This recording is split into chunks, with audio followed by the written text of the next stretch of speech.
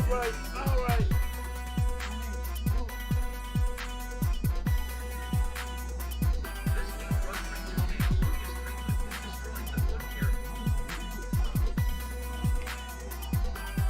Let's get it.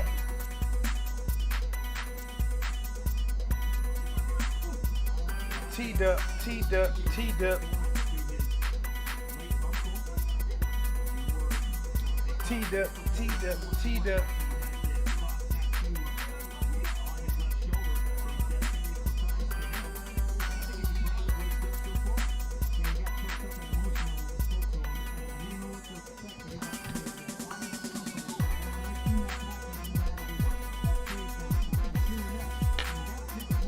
All right, all right.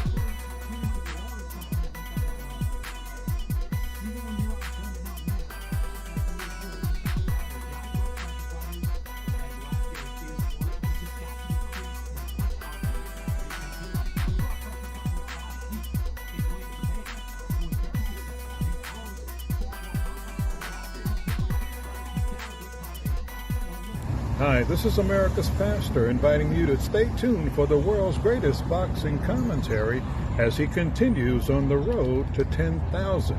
Now he's back at it like a crack addict, giving you boxing geekers that work.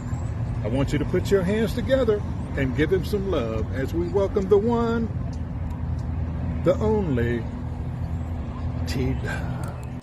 There it is, guys. What up with it? Your boy TDub was blazing the sports. Guys, we are back for another live action giving you that boxing work. And guys, listen, I can't wait to give it to you. I got a cup of tea right here to soothe the voice and some Jack and something else to probably going to mess it up. Guys, we're going to get through the night.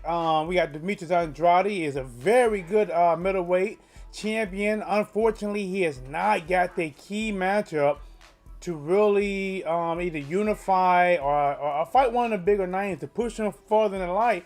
Guys, right now he's taking on another contender tonight, challenging for his title. And you can tell that it's not a super huge fight, guys, because he is fighting on a Friday night. And he is fighting on the eve of Terence Crawford versus Sean Porter. Unfortunately, Terence Crawford versus Sean Porter, it can have a negative effect on this fight, on the viewership of this fight, because a lot of people, some people might not even be aware that Demetrius Andrade is fighting tonight, guys. But Demetrius Andrade is a great fighter. I like him. To be honest, I know people say that Demetrius Andrade is just trying to fight Canelo Alvarez because he want a payday. But to be honest, anybody that's a professional boxer, anybody, they are doing it for the payday. Even when they first turn professional and they fight for $400 and $500, $800, they're doing it for the payday. But even besides that, I do believe Demetrius Andrade can give Canelo Alvarez some trouble. Not necessarily saying it would beat him or not, but I think he'll give him some trouble. To be honest, I think Demetrius Andrade is better than all the opponents that Canelo Alvarez beat to become undisputed at 168. But I still take my hats off to him because Canelo actually did it. Demetrius Andrade has his own fights. He has to find a way to fight these guys that he is not able to fight. He got to find a way to unify with Jamal Charlo. He has to find a way to get Triple G in the ring, or he might be forced to, and I hate to say this, but forced to take on other challenges, bigger challenges, that could be having odds stacked against him to try to do it. But we are live tonight. We're going to call this fight. My sound is going in and out. I think my mic wire is losing the other one. Let's make sure YouTube is running okay. Sound is leaving. Okay, there we go. We good. Okay. All right. Yeah, I can actually see this right here too. Let me expand that a little bit. My boy Connor Nickman said, "What's good, TDub? About to head out to the gym and jump back on. Hit the like and subscribe." Yes, sir. You know how I do it. I appreciate it. Listen, we're going to work, man. That's what we're going to do. We're going to work. But before we get to the main event, right now they have Valquez, who is fighting right now. I'm going to call my boy Johnny. Me and Johnny, or Johnny and I, we tend to talk a lot of smack to each other, guys, and I'm gonna call him right now so I can talk some smack with him about this fight coming up uh, tomorrow. So let me go. Let me see if I can call my boy Johnny. All right, where you at? Okay, my boy Johnny. Let's see what we got here. Look his number up real quick. You guys don't mind? All right, there he is. Okay. 555 55 555. All right, let's see. Let me call him. Let's see if it rings. I call him up. Oh, this sounds really loud, really loud. At least on my end. Oh, that is loud. That's loud on your end too, huh? Hello? Yo, what up, Johnny? You live with your boy TDub, man. What's going on, champ? Going pretty good. How about yourself?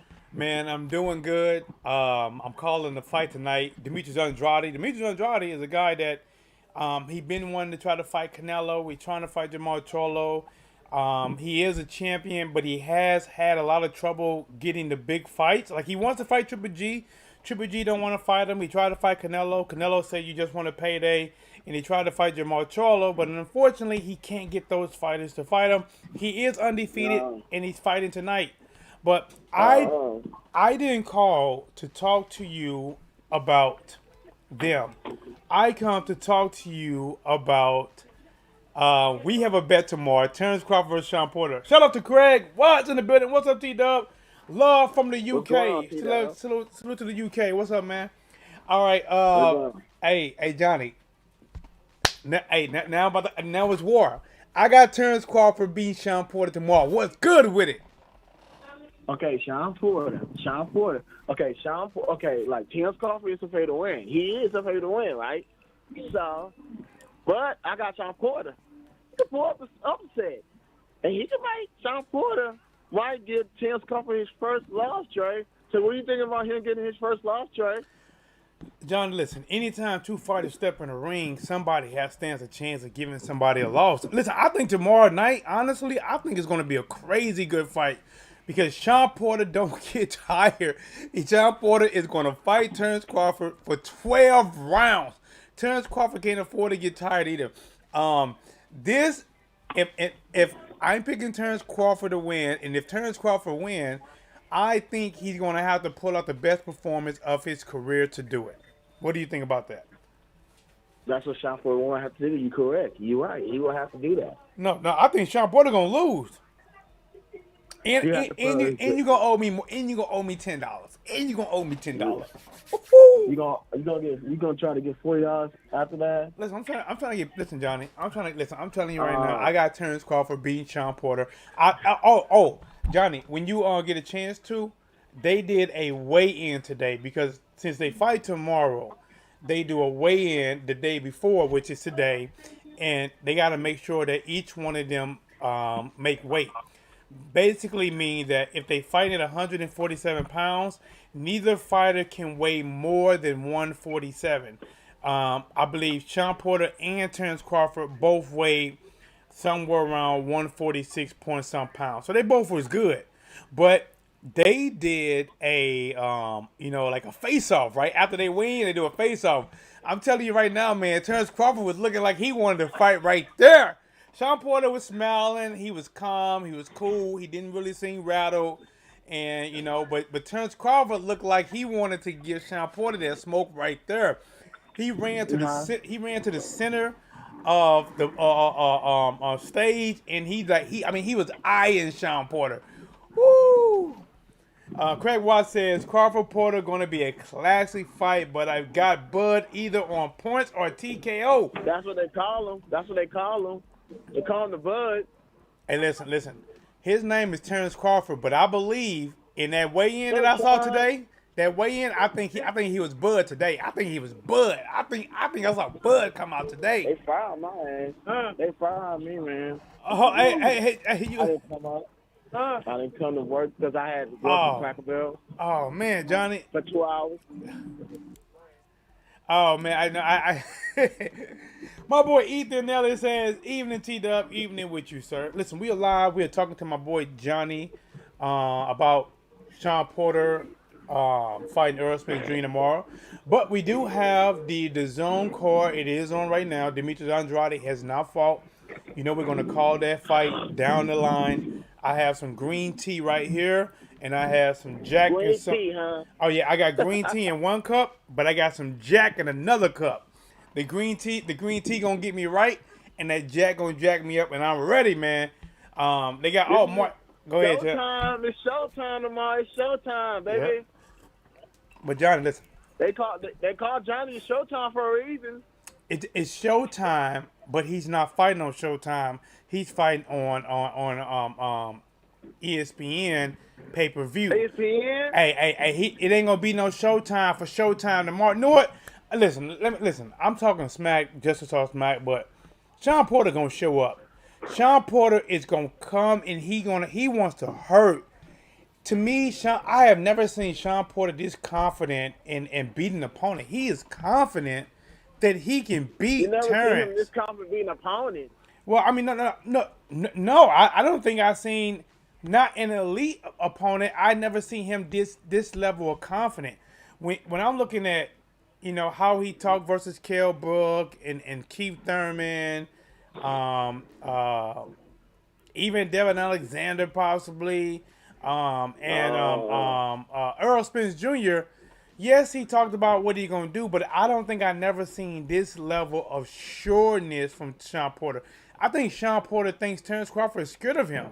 I think he thinks Sean Porter is scared of him, and that's giving him confidence that he can beat Sean Porter. Not Sean Porter, I'm sorry. He thinks Terrence Crawford is scared of him, and that's giving him confidence that he can beat Terrence Crawford. Mm-hmm. Do you think Terrence Crawford is scared of Sean Porter or not? Well, let's see if Terrence Crawford can handle Sean Porter's style. Let's see. It's gonna be. Anyways, let's see he can do better than Earl Spence. Better than Earl Spence with Sean Porter's style. We'll find out, Trey. There's only one way to find out. That's tomorrow, right? Hey, but here's the thing, Johnny, is that Sean Porter's style, even though it is difficult for anyone, his style has been cracked before. It's been like Keith Thurman beat the style, Earl Spence Jr. beat the style, and many people's eyes, Ugas, who just beat Manny Pacquiao, many people thought he beat Sean Porter's style. But even though I'm saying that, I recognize Sean Porter is an elite fighter. I think his work ethic is second to none. I think he's a damn good fighter.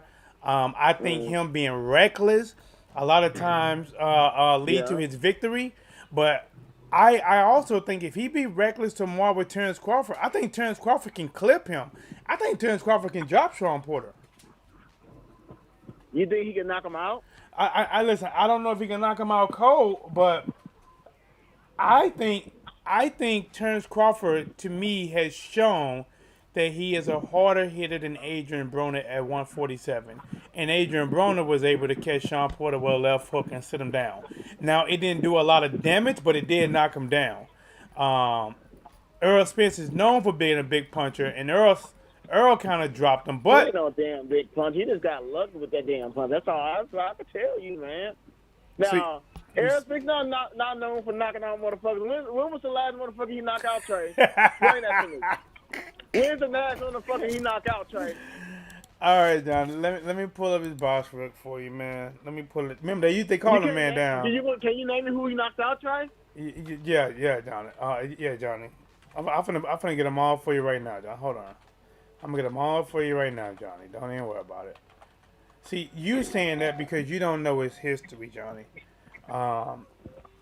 He even stopped Lamont Peterson too, I believe. But here, he knocked him out. Hold on. Let me do this for you. Now you say he is not known for knocking people out, Johnny. Do you realize Earl Spence Jr. has 27 wins, and out of 27 wins, do you realize that 21 of those wins are by knockout? Okay, so he knocked out. All right, here we go. You telling me? He knocked out Carlos Ocampo. I think that's the first fight he had, first really big fight he had in I think it might have been a Cowboys practice stadium. He got I think it's called like a RTD over Lamont Peterson. He knocked out Kell Brook. He knocked out Leonard Bundle. He knocked out Chris Algieri. He knocked out Barrera. Uh, Johnny, the boy knocked out Samuel Vargas. He knocked out Phil LaGreco. The boy has been putting hands to people. Now, listen, I'm not saying He Earl Spence. barely knocked out Sean Porter. He got lucky knock out Sean Well, Porter, though, he man. he that knocked was a him lucky down. ass punch, though, man. Listen, Johnny, you sound like you hating. That was not a lucky punch. He said, I think that was That Ocampo was in a lucky 2018. punch, right? Yeah, Okay, so you telling me people will knock me out while I'm in the ring? That's what you telling me? Johnny, but what do you have to do with Earl Spence Jr.? We're talking about Earl Spence Jr. Earl Spence Jr. This what happened. Earl Spence Jr. He knocked out Ocampo in 2018, and then in 2019 he boxed Mikey Garcia up, something nice, and then in 2019 again, he fought Sean Porter, and he dropped Sean Porter. He had a bad accident and came back from a bad accident and beat up Danny Garcia. Listen, people say that Earl Spence didn't look his same versus Danny Garcia, but in my eyes, I never seen anybody beat Danny Garcia that convincingly. Sean Porter didn't beat him that convincingly. Keith Thurman made it a little bit more closer because I think he was trying to gave a couple rounds away, but Earl was the first person that made Danny not debate a loss. I think he just admitted that Earl beat him. Listen, man, Sean Porter can fight, but tomorrow you're gonna owe me $10, man, and that's what it is. And I want my I want my money. I got Terrence Crawford putting hands on him. I got Terrence Crawford putting hands on that boy. I guess we have to find that out. Let's see if Terrence Crawford can take his you know what I mean? Let's see if Terrence Crawford can take his pressure. Well, listen, here we go. Now here we go. Earl Spence? Oh yeah, I forgot. Terrence Crawford's a better fight than Earl Spence. I forgot about that. Say that again. Terrence Crawford's a better fighter. I forgot about that. Now here we go, Johnny. I got something for you, Johnny. I mean, Terrence Crawford's a better fighter. That's what I meant to say. I got something for you, Johnny. You talking about who Earl Spence Jr. knocked out, and I just showed you that he was 27 wins, 21 knockouts, even though he had an accident and an eye injury. But let me ask you a question: who is Sean Porter knocking out? Who knocked out? Sean Porter. Who is Sean Porter knocking out? I don't know. I can't name who he knocked out. Then how you gonna knock somebody else and for knocking out people when you can't name who Sean Porter knocked out? So what makes you think Sean Porter gonna knock out Terrence Crawford if you don't? I never said he could knock him out. Okay, all right. I never said that. I've been saying Sean Porter gonna win the fight. That's all I said. I never said he's gonna knock him out. Okay. I never said that. Is he gonna win by a decision? Are you saying it's gonna be by decision, right? So you saying that? So is he gonna outbox Terrence Crawford or is he gonna outwork Terrence Crawford? Well, he's going to have to outwork Terrence Crawford to get the victory, Trey. That's the only way he's going to beat Terrence Crawford, Trey. He's going to have to outwork him and outbox him, Trey. That's the only way he's going to have to win, Trey. Right? I'm not saying he's going to knock him out, Trey. He's going to win by decision if he wins, Trey. Now, when Sean Porter fought a counterpuncher like Ugas, when he jumped in there to get that body work on Ugas was trading with Sean Porter and landing some really good shots, counterpunches on the inside. Do you think Terrence Crawford would be able to capitalize on some of this? Remember, when Sean Porter jump in and go wild, he's not really defensive minded in his attack. When a Sean Porter go full attack, he's not defensive minded. Even if he's stepping to the side and trying to use angles, he's 100% offensive minded, and he can get caught with shots. You don't think Terrence Crawford gonna catch him with no counter shots? Well, we just have to see. We're gonna have to see if Terrence Crawford can counter him. Of course he can counter him. Of course he can counter him. What do you mean? What do you mean? What do you mean, Johnny? What do you mean? We're gonna find out, Trey. Listen, Johnny, listen. When it comes to betting, you know right now I'm up in bet. We got $10, 10 ones on this fight. Johnny, I'm gonna walk away with that money, Johnny. I'm gonna You walk don't away. walk around with that $40. I need That's it. what you want. That $40. Yeah, You yeah. want that $40, Trey. See, See, Trey, it might not happen tomorrow because now, Sean Porter might pull off the we call that the upset. Not Terrence Crawford, but Sean Porter might pull up the upset. he might. But then you're gonna be then I can drop it down to $20. Listen, And Johnny. that's cool. I drop Johnny. it down to $20, right? John, listen. Sean Porter might pull off the upset. Hell, I might pull off a bank robbery. You know, anything's possible. Bank robbery. Yeah. That's not a bank robbery. He's a favorite, Trey. I'm just saying that you said Sean Porter can pull off the upset. I'm saying I can pull off the bank Bank robbery. robbery, Trey, because Sean Porter's not the favorite. So I can pull up a bank robbery, or you can win. That's the way it goes. Basically, what I'm saying is, listen. Sean Porter. This fight, I think, is a 60-40 fight. I got in favor of Terrence Crawford. I know a lot of people have Sean Porter pick to win this, and I'm not going to argue with him because I actually respect Sean Porter's game. But for talking smack worthy, I'm going to talk my smack. I'm going to back Terrence Crawford, and I saw a dog in Terrence Crawford's eyes today in that weigh-in. I saw Terrence Crawford. Remember, they used to be friends. They ain't friends no more. They ain't friends no more, Johnny. They ain't friends no more. Right? Because Terrence Crawford said it. Oh, okay. Terrence Crawford Okay. said, "Listen, Johnny, you can't fight a friend and have a friend mindset. You got to treat that person like an enemy now. Because remember, that person's gonna knock you unconscious. Sean Porter is trying to take everything from Terrence Crawford. His title, his oath from not losing. He want to take his spot in recognition, and Terrence Crawford recognized what he's trying to take, and he's about to go to war. American Pride Travis and TDub, what it do? Salute. Yo, guys, again, I got your boys alive with your boy TDub. We are talking smack. Right now, we are going to do a live Demetrius Andrade calling the fight. But right now, your boy TDub is live with my boy Johnny, and me and Johnny got Sean Porter. I got Terrence Crawford, and Johnny has yet to convince me how. Johnny, here we go. How does Sean Porter beat Terrence Crawford? Well, do what he did to Earl Spence. Make it difficult for him. You know what? But he made it difficult for Earl Spence. Did he win?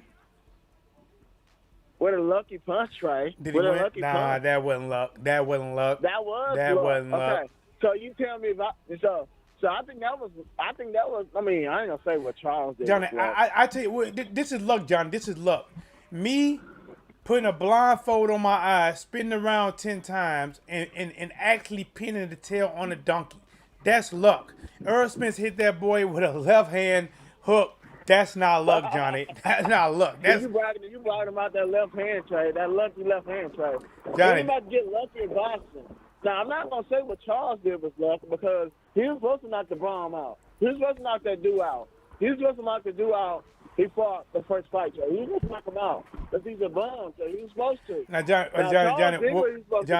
we're not going to talk about Charles because Charles is elite. He ranked in the state. He is undefeated. We are going to talk about Terrence Crawford and Sean Porter, and you trying to change it, but you have not convinced me. You told me Sean Porter has to do what he did against Earl Spence Jr., and it sounds like you're saying he had to go in there, put up a great effort, a great losing effort, because he lost. A losing effort. He lost. Did he beat Earl Spence Jr.? No, he did with a lucky punch. That's what he did. There ain't no lucky punch. That There ain't no lucky punch. Right? Yeah, you sound like Now, Anthony he Joshua, capitalized punch from the because, stars. Sean Porter made a mistake. He did capitalize on that. Trey. You're right. He did. Earl Spence Jr. is when somebody makes a mistake, you're supposed to capitalize on that. That's what you're supposed to do. right. So you're saying that it was not a lucky punch. He caught Sean Porter in an opening position, getting ready to throw, and hit him with a left hand in between, and set him down. Okay. No, So Johnny. what you saying, Charlie? Johnny, what I'm saying is, right now I am up by 3 fights on you, and that is $30. $10 a fight, that's $30. We got $10 more bet on this fight right here, for Canelo, not Canelo, but Sean Porter versus Terrence Crawford. Once I win that, I'm gonna be a 40-piece McNuggets on you, and I want my barbecue sauce and honey mustard, cause I'm gonna eat good, Johnny. I'm gonna win. You're gonna owe You me gotta win again, first, right? Johnny. What you mean, Johnny? Hey, tomorrow. It's looking. If you look outside, it's dark. By the time you wake up in the morning, It's, that's going to be fight day. It's a matter of hours. They did weigh in today. Listen, like I said, I respect Sean Porter. Sean Porter going in order for Terrence Crawford to win this fight, Terrence Crawford got to show us. We got to see the best Terrence Crawford that we ever seen for either 12 rounds or for as long as the fight lasts. Because Sean Porter going to give this man nothing but energy from second one until whenever the fight is over. And Terrence Crawford has to train to not get tired. Because if he get tired, Sean Porter gonna jump all on top of him. But go ahead, John. I'm gonna give you your final words. What's your final prediction on the tomorrow night fight? did you say you was gonna win the Dante Wilder fight, Trey? Did you say you gonna win that? And did you lose, Trey? Did you lose that fight, Trey? I did. I lost. So what made you think it's not gonna happen again, Trey? Johnny. I don't believe you, Trey. Johnny. I gave you Tyson Fury because he was the favorite to win. I was going to back Wilder. Doesn't matter if he's win, lose, or draw, and he lost. But in this case right here, I am backing Terrence Crawford because he's the better fighter. I think Sean Porter gonna give him some problems, but I think Sean Porter gonna give him opportunities to counterpunch and land shots. I think one of the biggest things with this fight is Terrence Crawford defense is going to have to be really good because Sean Porter is going to go Tasmanian devil on him.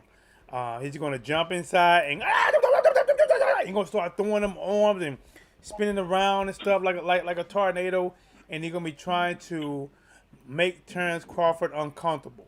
We're going to see tomorrow how much he's prepared for it.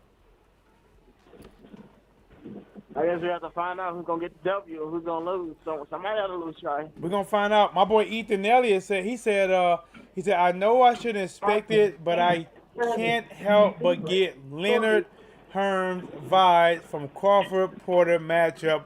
Hard to pick one, man. It's a good one, man. But all right, Johnny. Make sure you get home safe, man. Remember, when you get home, it is some boxing on tonight. I am going to be live calling this boxing. But I just want to call and talk to you tomorrow. I'll talk to you tonight about the fight. And I will be live tomorrow. So if you want to call in again and talk about how you're going to lose $10 more to me, we can do that tomorrow as well. Okay. All right. Hey, and you got my money ready, right? You got to win first for that to happen, Trey. All right, Johnny. Thanks, man. Hit you later, champ.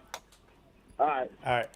All right, guys, man, man, we live, my boy Johnny. I wanted to do a little smack talk to my boy Johnny, man, about the fight coming tomorrow. Right now, guys, we do have a fight going on right now. They're in the 11 or the 12th round. I haven't really been completely watching this one right here. I know there has been some low blows here and there, a couple, maybe a shove down here and there. So we're going to have to find out exactly the verdict of this one when this one ends. I'm going to turn a little bit music on so you guys can kind of hear the announcement of the winner if possible. Try not to get myself, I don't want to get flagged. Oh, guys, again, man, my channel is being personally attacked, right? So, I did a video a few years back when Shakur Stevenson got in a street fight on the street, right? YouTube said that, it's not eligible for monetization. So I said, all right, whatever. They said it's not eligible, so I'll just put the video on private. And I ain't thought no more about it because otherwise you would have to have a link or be on one of my social medias that I shared at the time to even see it.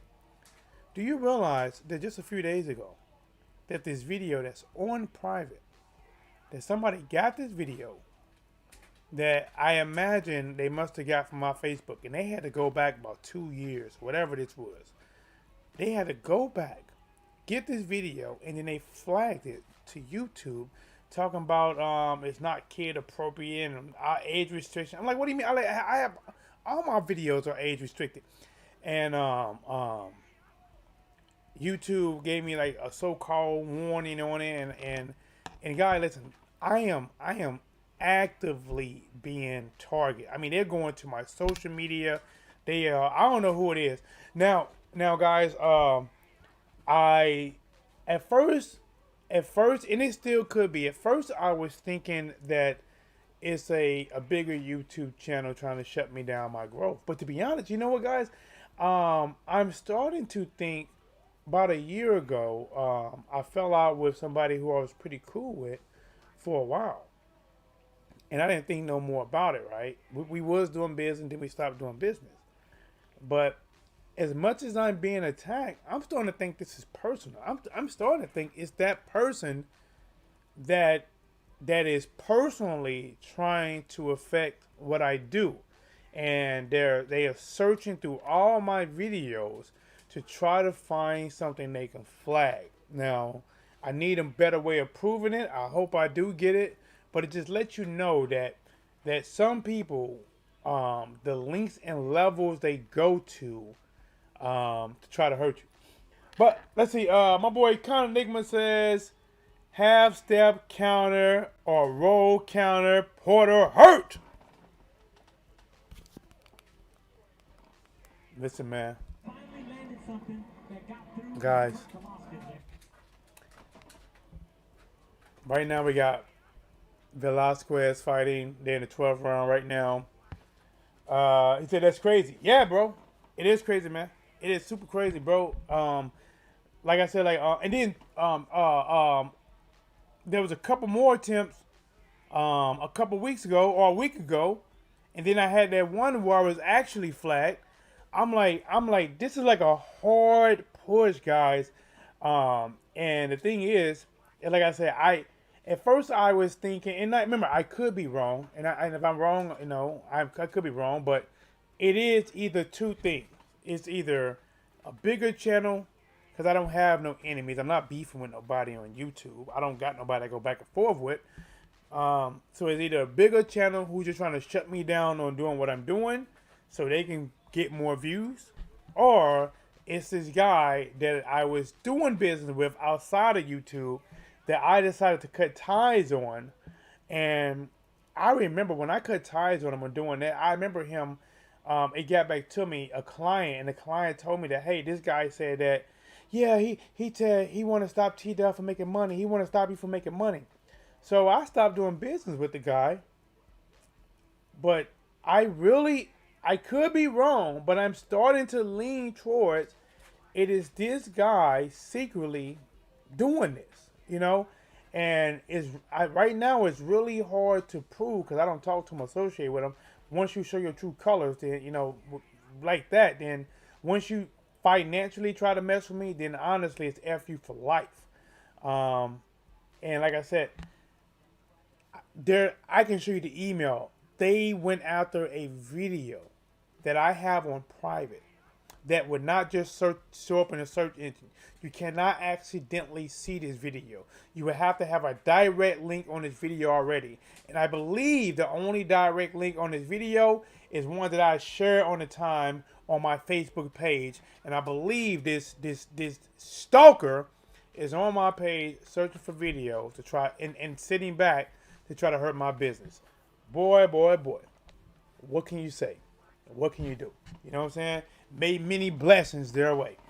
All right, guys, let's get into it, man. We got 21 seconds left in this Velasquez fight. Oh, they are swinging away at it. 13 seconds. Referee separate the two. Let me give me a little bit of music going on. Oh, 10 seconds left. Let's go.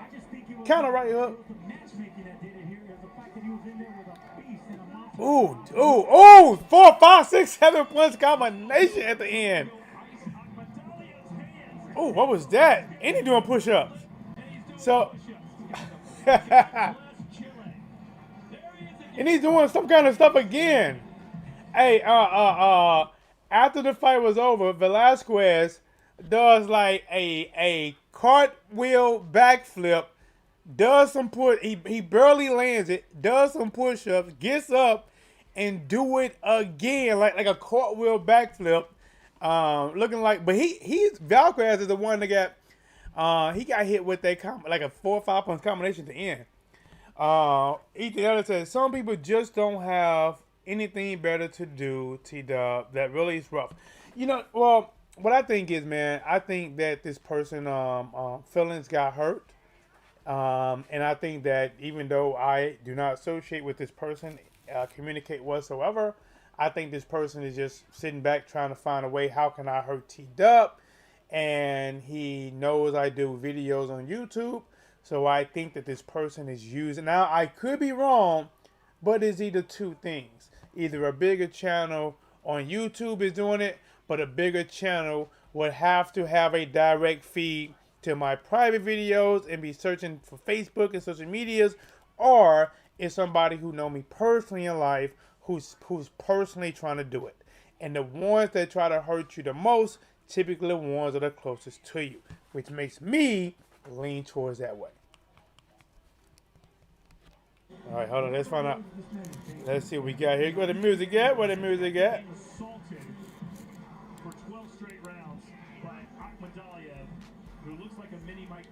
They trying to. I think they're trying to say Velasquez might have lost this.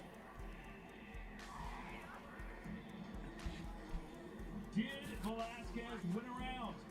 They said, did he win a round? Dang.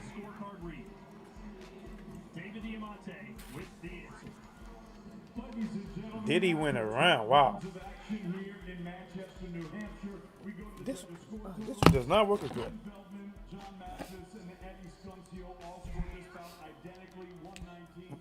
119, 109.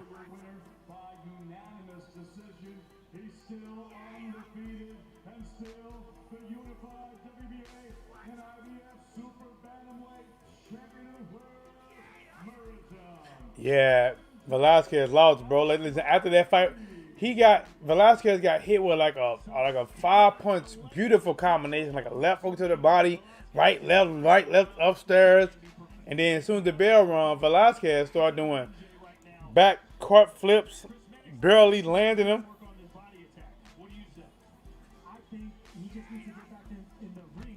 All right, guys, listen, man. We got Demetrius Andrade fighting tonight. This is what I think, man. This is what I think. I think a lot of these fighters are affecting everyone by not fighting each other.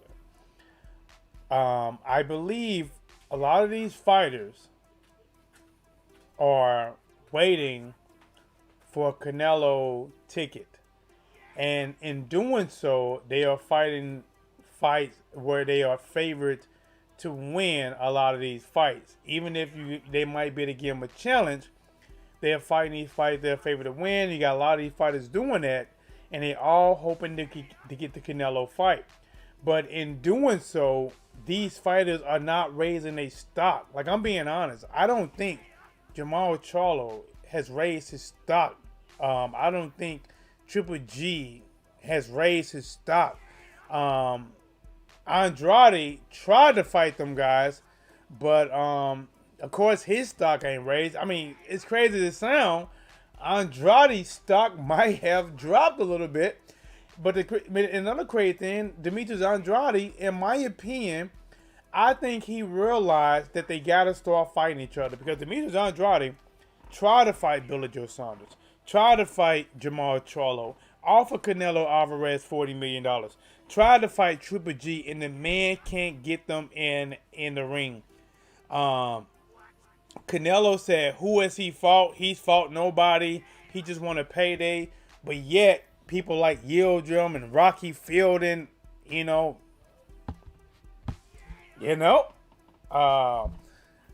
guys, I'm looking to see what Demetrius Andrade can do tonight, man. I want to see what he can do tonight. Listen, man. I'm an Andrade fan. Give it up to our girl Lola in the corner. What's up, Lola? Talk to me. Talk to me now. You know, every day here with your boy TDub is a celebration. Let's go. Oh, let's go. There we go. If you just now joining, Jose Velasquez just lost. These are some little guys. I think we might have the cold main event next. And that's cool because I might need to warm up because when I call these fights, let me see. Yep. The cold main event, Julio Cesar Martinez fighting next against McWilliams. That should be a pretty good flyweight championship fight. These guys at the flyweight, hands be flying, bombs be landing, but everybody's still standing. Some of the harder fights to call, man, the little guy, because they hands be going, man. Let's listen up. This remote, my battery must be dying. Explosiveness. I mean, this guy is unpredictable. Punches come from every Martinez. His power. He's a buzzsaw. Exciting to watch. So, man, what's up, guy, man? Listen, like, you know we're going live tomorrow. Guys, McWilliams, he look pretty big, man. Who got Sean Porter winning tomorrow? Who got Sean Porter taking this? While we wait for the cold main event, who got Sean Porter taking this, man? I need to know that. And are you saying it because you believe it, or are you saying it because you want it to happen? Not that he can give him a tough fight, because listen, Sean Porter's a savage. Sean Porter is a beast. Aggressive fighter. Improved on his boxing. Underrated footwork that a lot of people don't give him credit for. I think Sean Porter has great footwork, angle. Listen, man, I'm over here thinking about Sean Porter. Sean Porter has a lot, man. Sean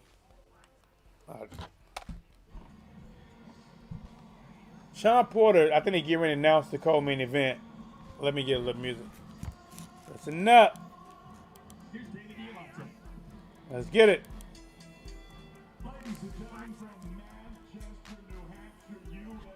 Let's get it.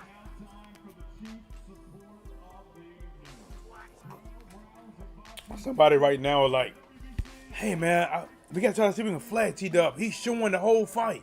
Get him out of here.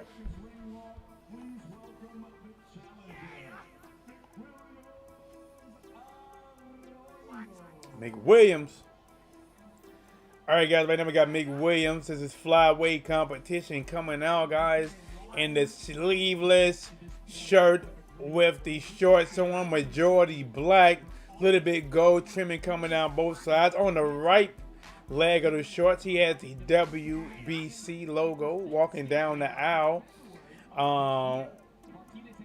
Shadow boxing by himself, no coach, no camp with him. This must be a walk by yourself, but I imagine his corner must already be there. Ethan Hill says, I'll let you know tomorrow night who I got. Listen, man, hey, you know that crow list gonna be cracking tomorrow. That crow list gonna be cracking, boy. Woo! Hey, that crow list gonna be cracking, man. That crow list gonna be cracking.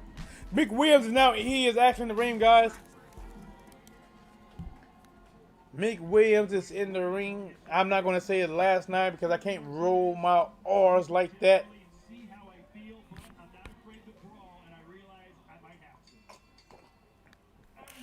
Let's get it.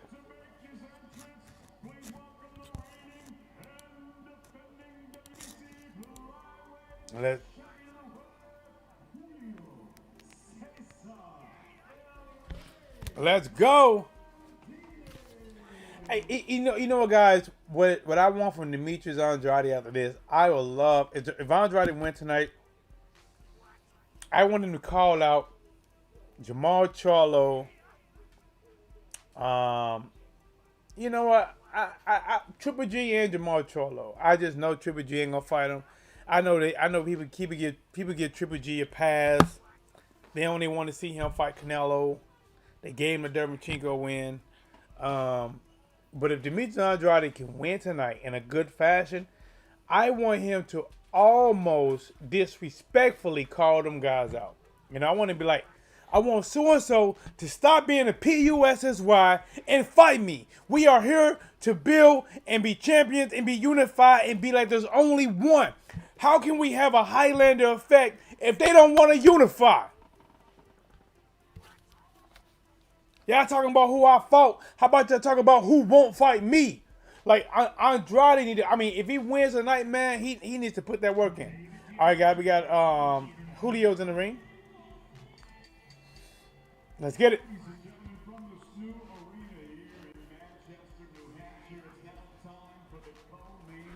Let's get it.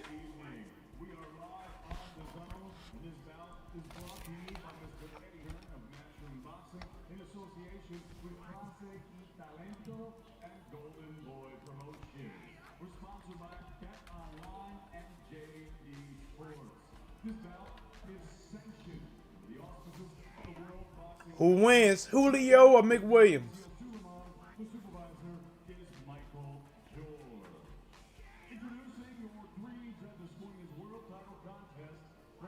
Let's get it.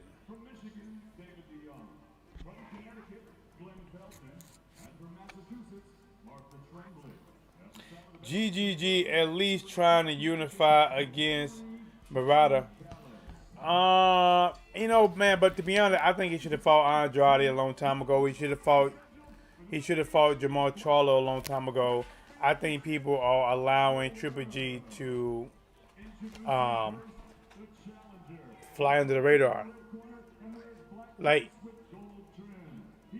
it shouldn't just be everybody pushing Andrade and Triple G to knock one of them off. It should be, you know, anybody that has a belt at 160 should be, you know, pushing to fight each other.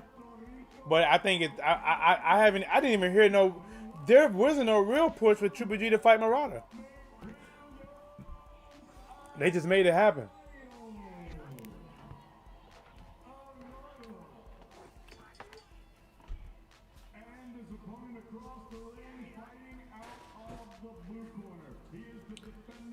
All right, guys, introducing Julio.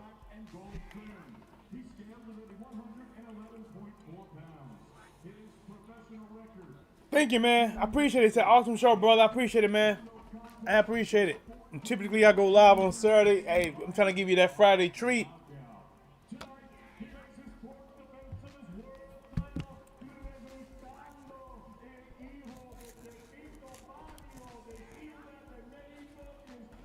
Let's get it. Defending. Flyweight. Hey, these boys gonna be moving, man. Who y'all got with it, man? Julio or McWilliams? Julio is got the more leaner boxer shape. McWilliams got more of a the stocky look. There we go. Final instruction from the referee.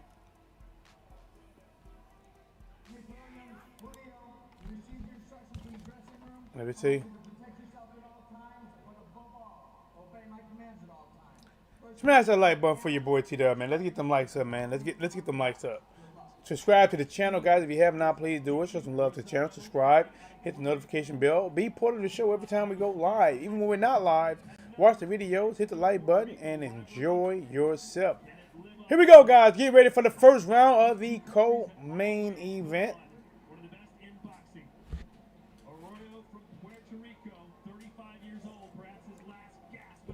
Here we go. Here we go, guys. Both guys come out.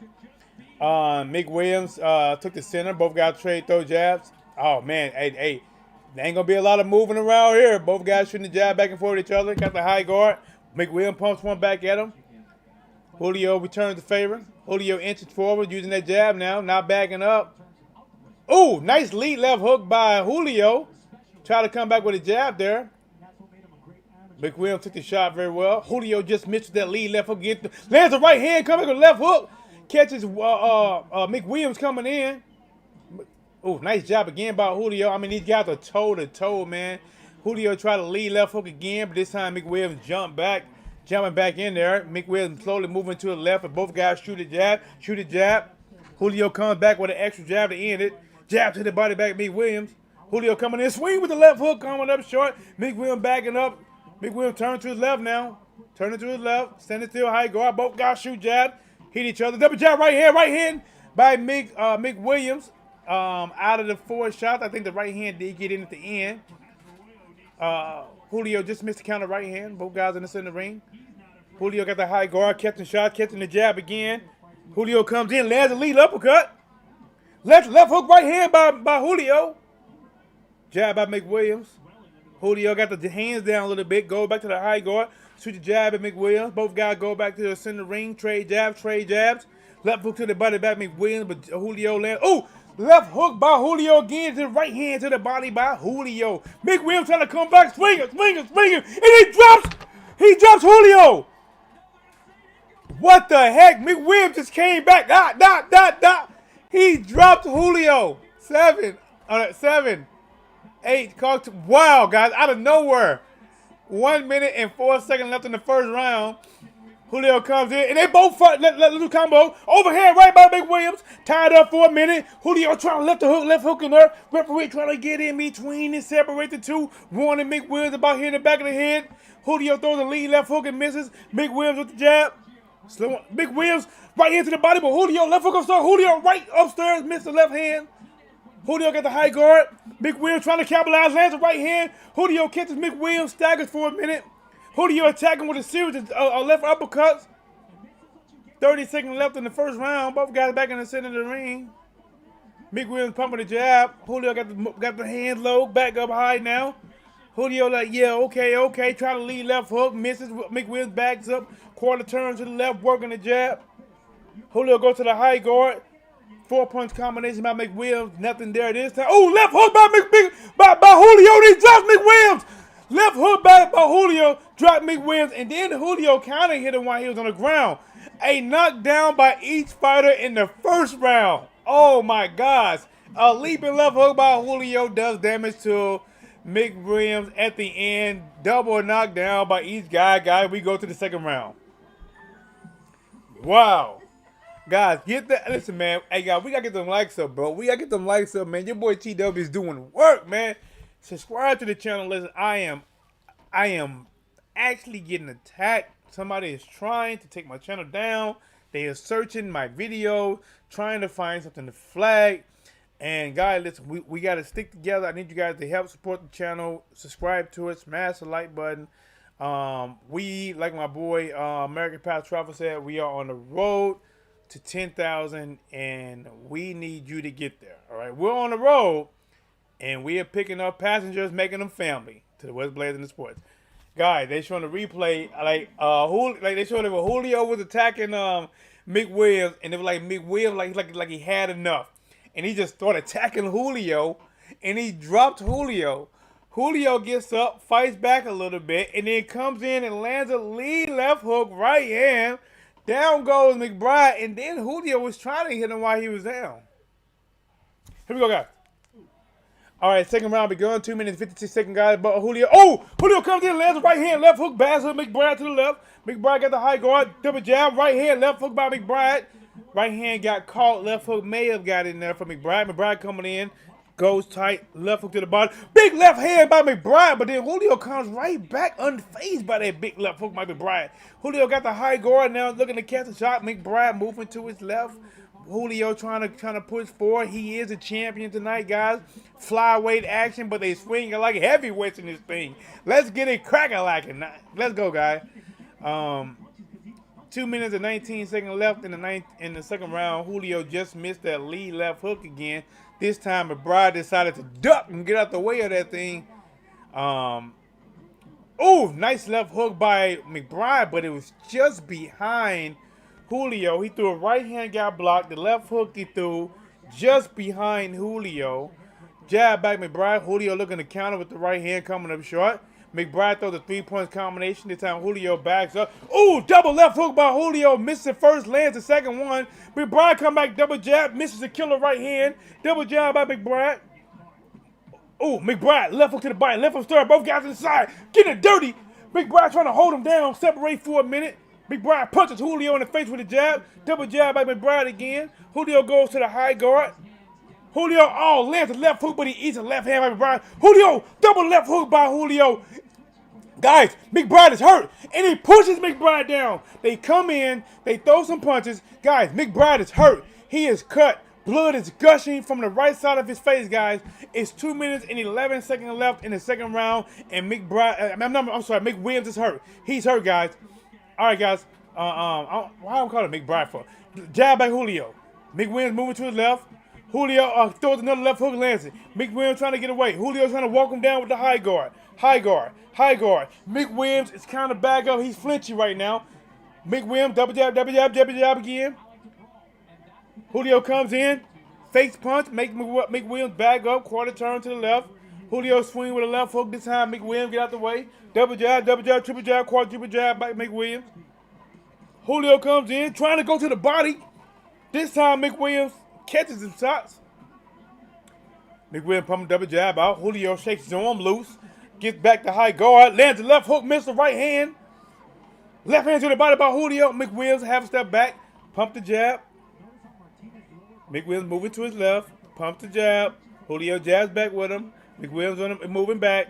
He got 9 seconds left to get out this round and get that cut looked at. 10-second clap. Mick Williams double jab, right hand, left hook.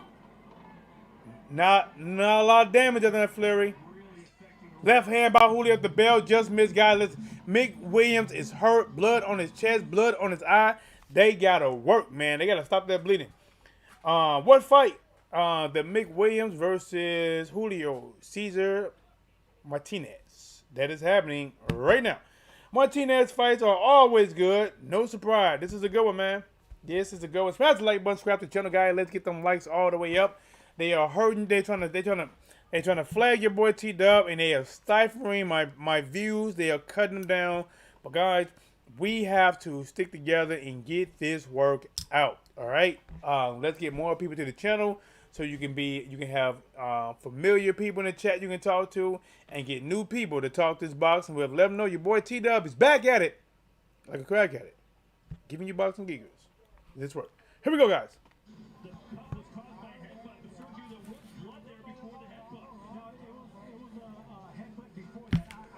They said it was a headbutt that cut the eye. They said they don't know if the referee saw it. Guys, Julio is making his chest jump. He is completely confident right now. They called a time for McWilliams about his eye. They said let the doctor in. The doctor's looking at it, doing the fingers for McWilliams. Oh, McWilliams can't see. The fight's over. It's over. McWilliams said he cannot see out the right eye. He cannot make out the fingers that they're holding up. Julio got the win. He's celebrating, clapping his gloves. And it's over.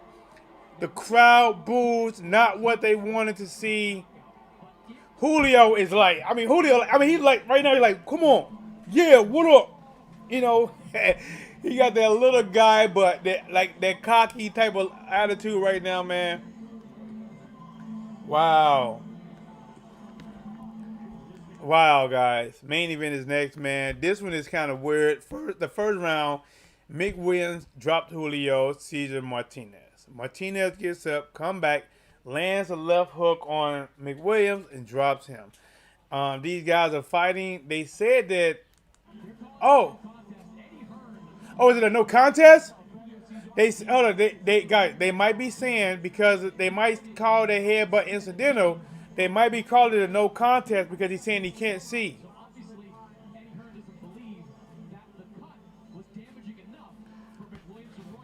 It looks like they saying they don't believe the cut is damaging enough. I think they believe that McWilliams was looking for a way out because he was cut, and that was going to lead to him most likely losing because that cut was going to get worse.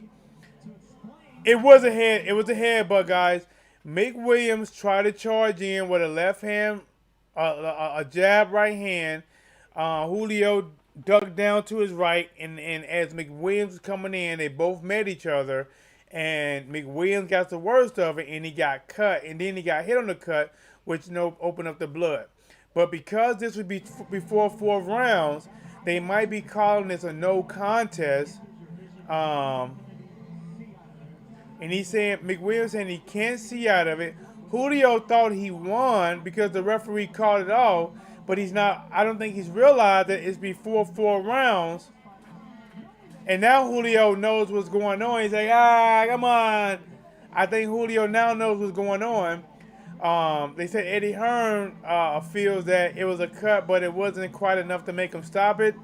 If you ask my opinion, let's assume that Mick Williams can actually see. If you ask my opinion, this was an early cut. This was a big cut in the early part of the fight. It was going to get a lot worse, and Mick Williams was going to end up losing this fight because that blood was going to be gushing, especially around that 4th and 5th and 6th round, and he probably could see himself, not being able to fight normal. He may have possibly found a way out this fight without taking a loss. Right now, he's trying to keep the eye closed like this. That'll be the smart thing to do, but if the fans demand this, and it was an exciting fight while it They said, I wouldn't mind seeing this rematch again. I agree. Well, those cuts are going to take a while to heal, that's for sure. Martinez thought he had to win, but I think it might be a no contest. Let's see. Here we go, guys. Wow.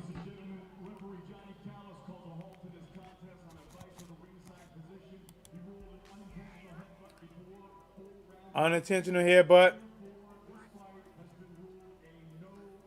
It's been ruled a no decision, guys. No decision, guys.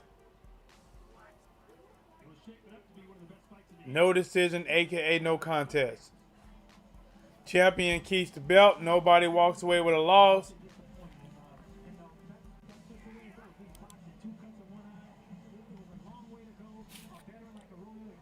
Julio is holding his belt up. He's still champion.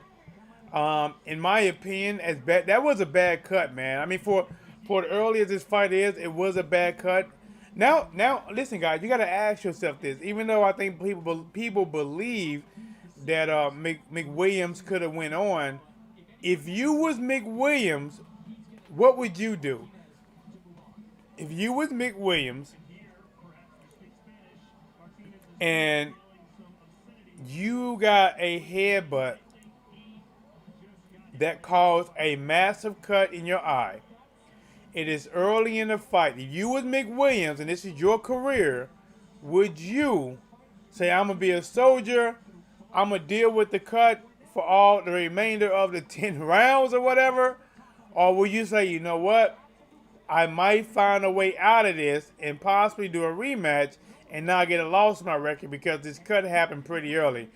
Listen, I do not believe Mick Williams saying he can't see. I don't believe it. I believe he found a way to get out of it. That's what I believe, and without getting a loss.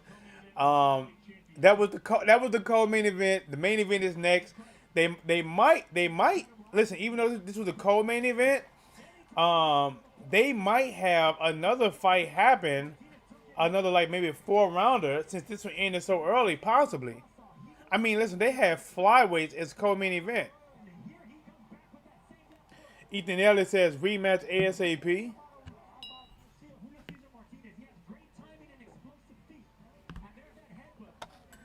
They show the headbutt again. The referee talk about the eye headbutt. Julio was like, dang, bro, Julio is crazy, bro.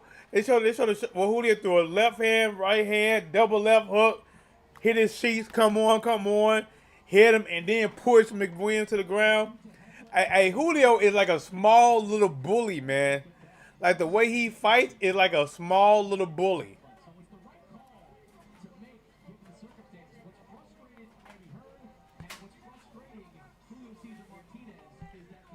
Guys, I think this was a Mexico versus Puerto Rico matchup too. I think McWilliams is from Puerto Rico. But tonight, Mexico won. I don't know. How do you say Mexico won in Spanish? I don't think I know that. I haven't learned that. How do you say? I don't know. I have to look it up. I've been, man. I'm gonna have to work on my. I didn't do my app today. I've been back on Duolingo. Slowly teaching myself Spanish. It's gonna be a slow roll. I ain't got nobody to practice with, so it's gonna be a slow roll. Co-main event is down. The main event is next. Demetrius Andrade is next. I want to see him win. I want to see him win in a big way, in a big fashion. I want it to go at least 5 or 6 rounds where he's looking good and then end the fight. And I want to see him call out this almost disrespectfully Jamal Charlo, Triple G, and to me they are treating Demetrius Andrade like he's not even a champion. That's what I don't like. Is it Gano Medico? Gano Medico? Did I say that right? Gano Medico. Let me see. Yeah, I hope he let me check. Man, I hope he telling me right, man. Let's see. Let's see. I hope he telling me right, man. I got because I haven't made it to that far in Duolingo yet. Yeah, you're right, man. You're right. I think let me see. Let me hear it. Gano, Mexico. Yeah, Gano Mexico. You got it. Gano Medico. Gano, Mexico. But you know what? They saying Gano Mexico. Is it Mexico? Medico. I don't know. Gano, Mexico. Yeah, they won tonight, man. Listen, man.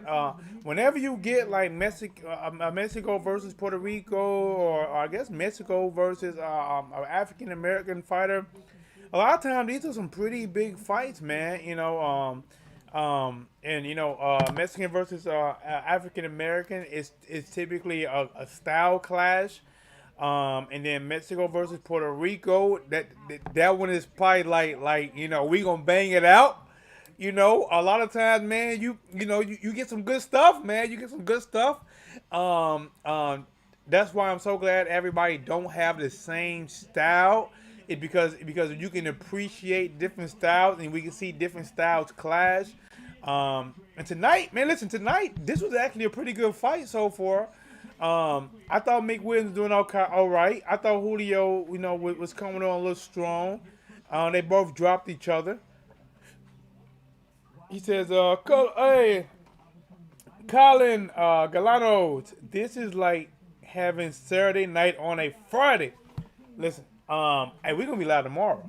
We're going to be live tomorrow, too. We're going to be live. They trying to hate on your boy TDub, but you know what? I ain't worried about it. I ain't worried about nothing. They want to shut me down.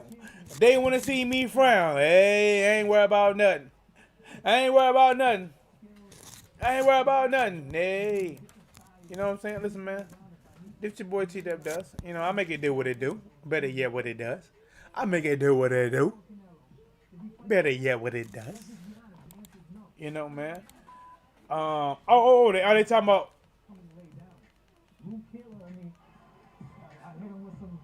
They talking about, this is Andrade talking about when he's trying to fight Canelo. They talking about his last fight.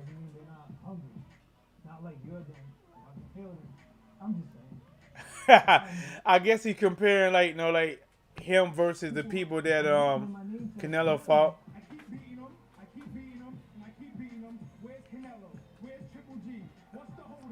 See, now I do like that about Andrade, man. He said, I keep beating him. Where's Triple G? Where's Canelo? Where's the hold up? He called out Jamal Charlo. Listen, guys, you guys realize that when Canelo was at 160 and his dream used to be, listen, check this out, guys. Check this out. Demetrius Andrade wants to fight Jaime Munguia, they don't want to fight him. Wants to fight Triple G, they don't want to fight him. Wants to fight Jamal Charlo, he don't want to fight him. Wants to fight Canelo Alvarez, he don't want to fight him. Guys, this dude is a champion. They are fighting for belts and they don't want to fight with him.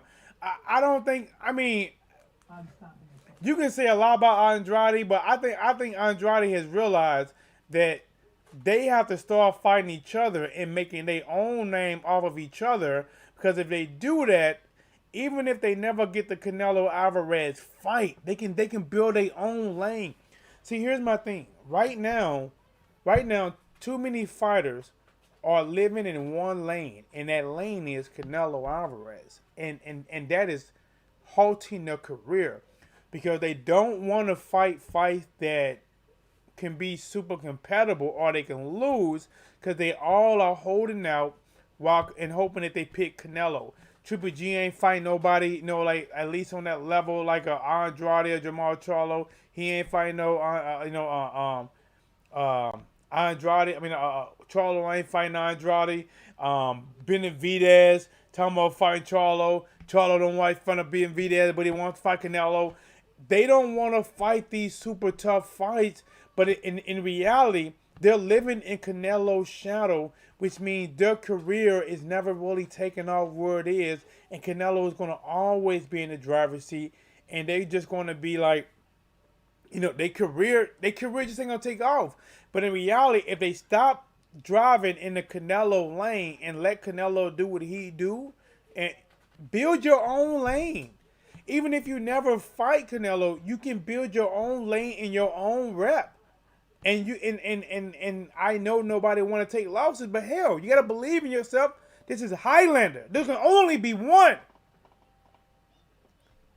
Andrade, Triple G, Murata, Charlo, these guys need to be banging, man. They need to be banging. He got behind the jab, started throwing the right punches, the looping left and right hooks like he did right there. Those are the punches you can catch against Andre with. All right, guys, they talking about this fight coming up. And he's a little faster, so timing is going to be key for Jason Quigley.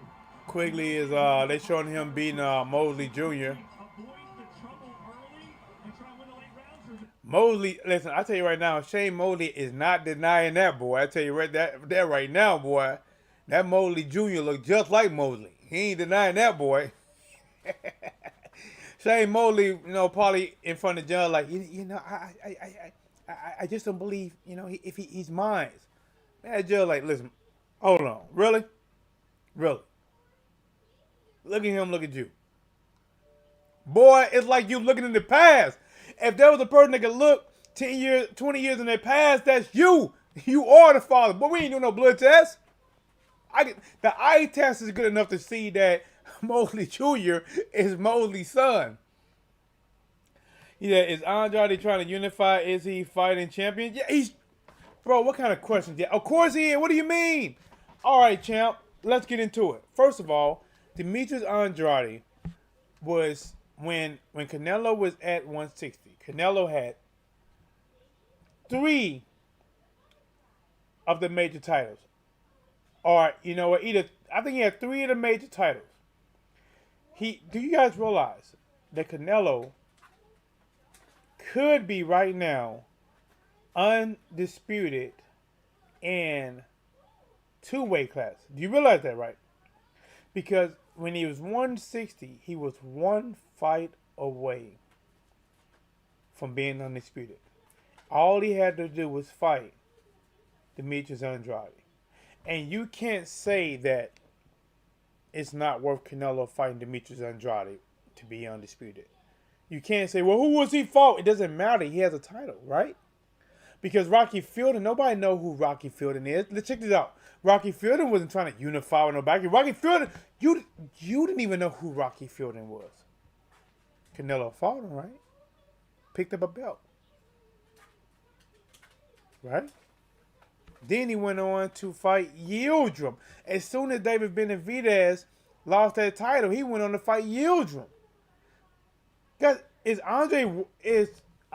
Andrade walking first? What is this? He's a champion. What is this? So here we go. It is now time What is for this? the main event of the evening. For Demetrius Andrade's WBO middleweight championship. Fubu, 33 years old, 6'1", with a 73.5-inch reach. That's 2 inches longer than Jason All right. Quigley, who is 19 and 1. Listen, man.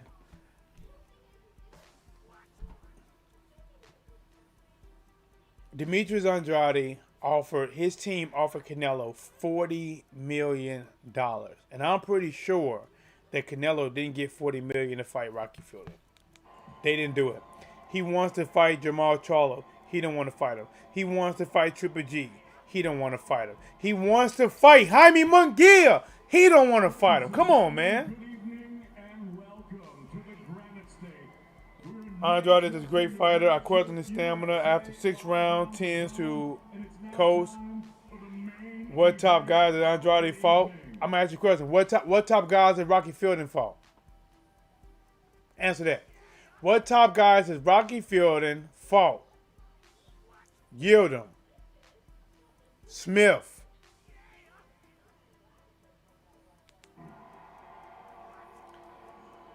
Plant already got his bag. The rest of those guys are holding on to get theirs. Listen, bro, like I said, they should build their own lane. You know, like they should build their own lane. Stop living in the Canelo lane. Let Canelo do his thing. If he picks you, great. Stop living in his lane. Make your own lane. Because if you make your own lane, you can build your own fame and have your own shine. Tell me I'm lying somewhere. You can be and that's my thing.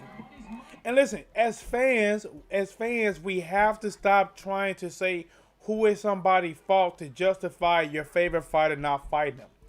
That's what I'm saying. That's what I'm saying. Stop trying. Why are we looking at Andrade's resume? What do you mean? He's a champion trying. Bro, are you really saying that the Canelo shouldn't fought Andrade when he was one fight away from being undisputed? Bro, hey, you show him what kind of fan you are right now. Are you really saying that when Canelo was at 160 and had 3 belts, he was 1 away from being undisputed? 1 away. And they offer him $40 million for that undisputed matchup. You telling me at that point, you saying it's who Andrade fought was the reason why Canelo don't got to fight him? It's the reason why Canelo dropped all those belts and went up to 168 and fought Rocky Fielding, Yildirim, Caleb Smith, Plant? And then you ask yourself, and I ain't trying to knock nobody, but you can always ask yourself, Billy Joe Saunders, you can always ask, Billy Joe might have had the better resume out of most of them guys.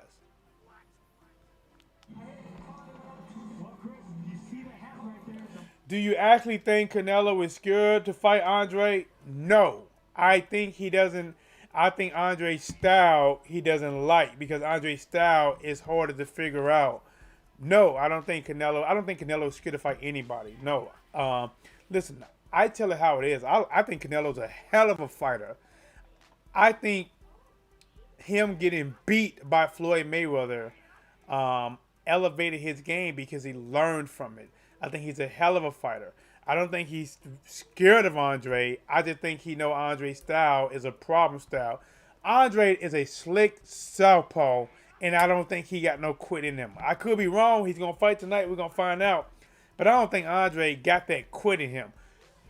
Caleb Plant in the 9th round was telling Canelo, I'm pretty good, huh? For 21, I'm pretty good, huh? I'm pretty good. Bro! Andre won't be doing that. Andre gonna be ducking or throwing punches. Either ducking shots or throwing shots. He won't be, I'm pretty good, huh? Not so bad, huh? Pretty good, huh? He won't be, that's a mental thing. That's mental. And think about this. Canelo decided not to fight Jamal Charlo and asked for a franchise title. The problem Demetrius Andrade has had is that when he gets to a certain point where he feels like his Breeden Smith, what's up, champ? I'm a boring for liking slick fighters. All right, guys. We got Andrade almost in the ring.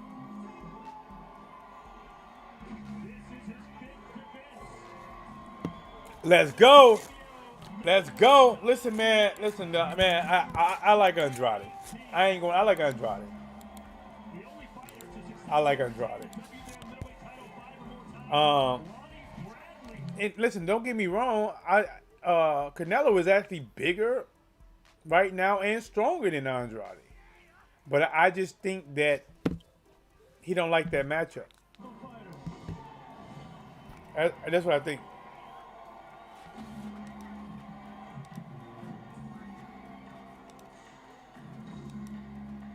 Let's go. TDub in the building, and you know that's that. I'm gonna get my money. Yeah, straight right back. Here we go. Let's go.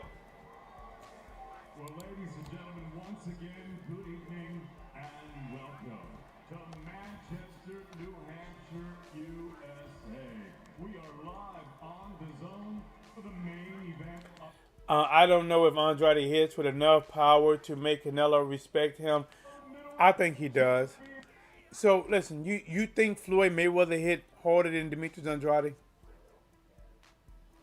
In association with Golden Boy Promotion. It's about using what you got, man. Online and JD Sports. It's about using what you got Sanctioned under the auspices and having good defense and not fighting the same fight the whole fight. itself. The supervisor is John Duggan.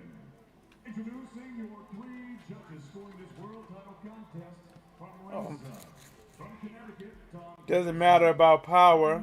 Tony Pagliuca. I mean, I am bored. Is that you can't say brewing for liking slick fighters? Canelo just wants it more. He was 23 when he fought Floyd. He's not the same fighter. Bro, Canelo was 23, a champion with 40-some fights, and he had beat veterans. He had beat fighters that were older than Floyd Mayweather.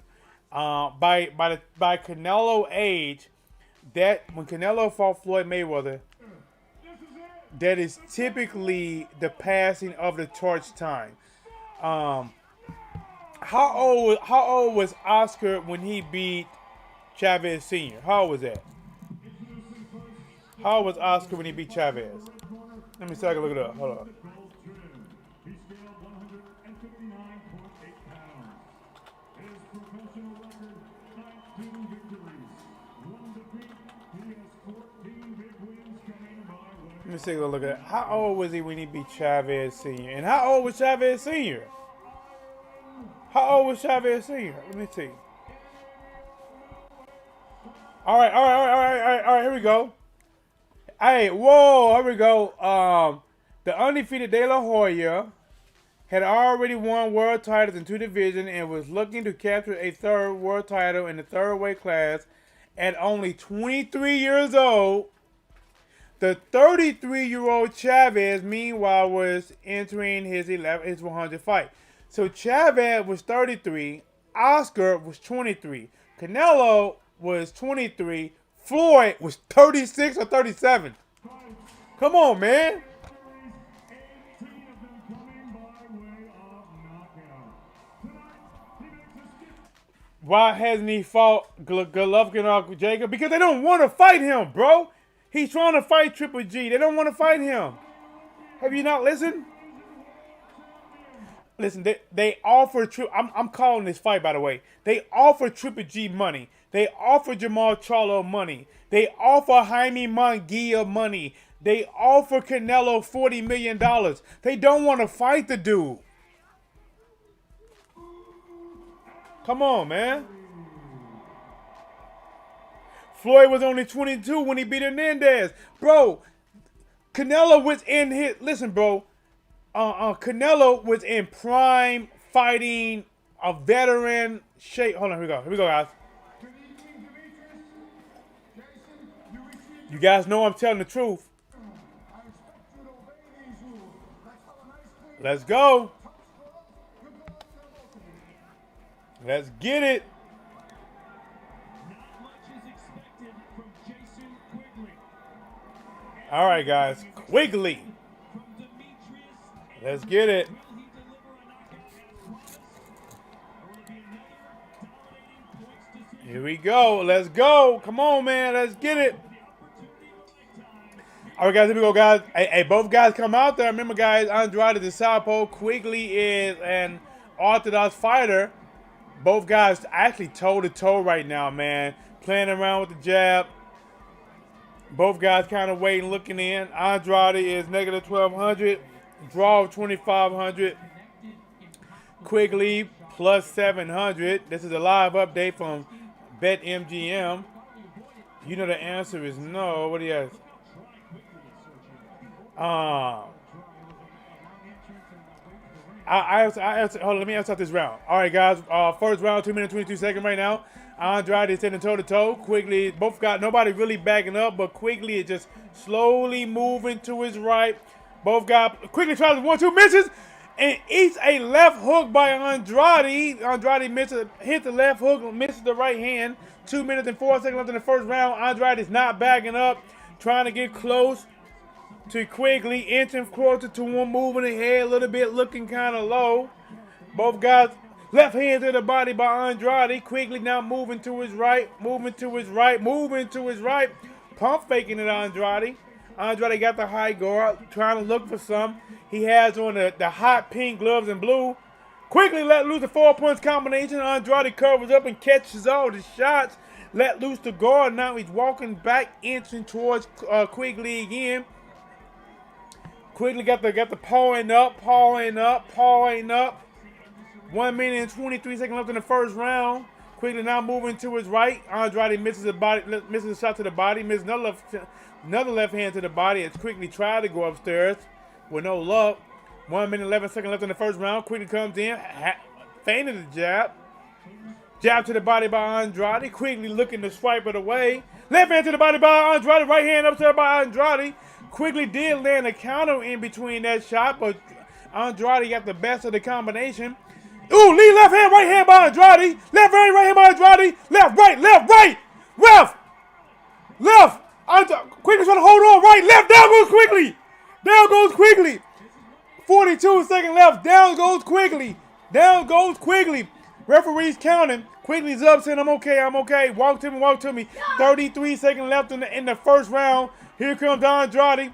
Andrade, left hand, right hand. Left to the body. Quigley trying to hold him, let loose. Quigley bagging up. Andrade trying to get in there. Left, counter right hand by Quigley. And then Andrade counter pushes him down. 13 seconds left in the first round. 8 seconds left. Quigley he's gonna get out of this one. Yeah, he's gonna get out of it. Time. All right, let me answer that. Let me get back to the question. Let's get back to it. Guys, smash the like button for your boy TDub. He's a Hernandez. Who the heck is that? All right, whatever. Is Canelo the same fighter today as he was at 23? No, Canelo has moved up in weight, and Canelo learned from Floyd Mayweather. I think Floyd Mayweather is somewhat like a teacher to Canelo, because Canelo improved a lot from the Floyd fight. But remember that's like saying even when Oscar fought Chavez Sr., Oscar became a better fighter after that as well. But at that time, when you have somebody's 23 fighting somebody 36 or 37, here's what you're talking about, right? Floyd Mayweather definitely was not in his prime at all at 36 going on 37 years old. Of course he wasn't in his prime at all. So if you got to ask yourself, what would a prime Floyd Mayweather be like? Well, but let's get back into it. Second round begun, guys. Andrade trying to inch closer to him after dropping Quigley in the first round. 2 minutes and 44 seconds left in the fourth round. Left hand by Andrade. This time Quigley blocks it, moving to his right now. Left hand, right hand by Andrade. Quigley trying to hold on to him. Quigley locks him up like the penitentiary. Referee separates him. Andrade trying to get close to him. Misses left hand. Quigley bounces off the ropes, moving to the right. 2 minutes and 20 seconds left in the first round. Andrade lands a left hook to the body. Quigley bounces off the rope. Stepping to his right now. Andrade trying to get him out of there. Counter left hook by Quigley this time as Andrade tried to go to the body. Andrade got to get close to Quigley. Andrade throwing some wild shots now, not landing. Got to be careful with that. He can get countered. He really wants to go for that. Quigley try the left hand. Andrade misses the straight left hand as Quigley ducked the shot. Andrade, left hand by Andrade to the body. Quigley attacks with a left hook right hand, pushes Andrade back. Andrade trying to step to him after that. 1 minute, 40 seconds left in the second round. 1-2 missed by Andrade to the body. Both guys back in the center ring. Quigley got the jab up like this here, trying to keep that right hand tight, trying to shoot something, trying to catch Andrade coming in, who's been coming in pretty wild. Andrade tried the left hand to the body. Quigley tried to counter, but Andrade rolled the shot, made a miss. Andrade targeting the body now, trying to get some jabs there. Could be trying to set Quigley up for something upstairs, make him think low, go high. Quigley shoots the jab. Andrade slips it. 1 minute. Oh, left hand by Andrade and he drops Quigley. Lead left hand by Andrade and he drops Quigley again. 55 seconds in the second round. Guys, he ain't going to make it. 5 seconds. 6, 7, 8. Guys, listen, he's up, but it's too much time on it. He's saying he's good, but here come Andrade. Quigley looks game. He looks game. He looks game, though. He looks game. Andrade's trying to get close. He looks game. He looks game. Andrade looking for the body. Quigley moving. He doesn't appear to be hurt right now. Oh, right, left by Andrade. Left, right, down, right. Down goes Quigley. Down, and it's over. It's over. Second round. 24 seconds. It's over. Andrade hit that boy. Hard hits. Put him down. Put him down. Put him down. Let go.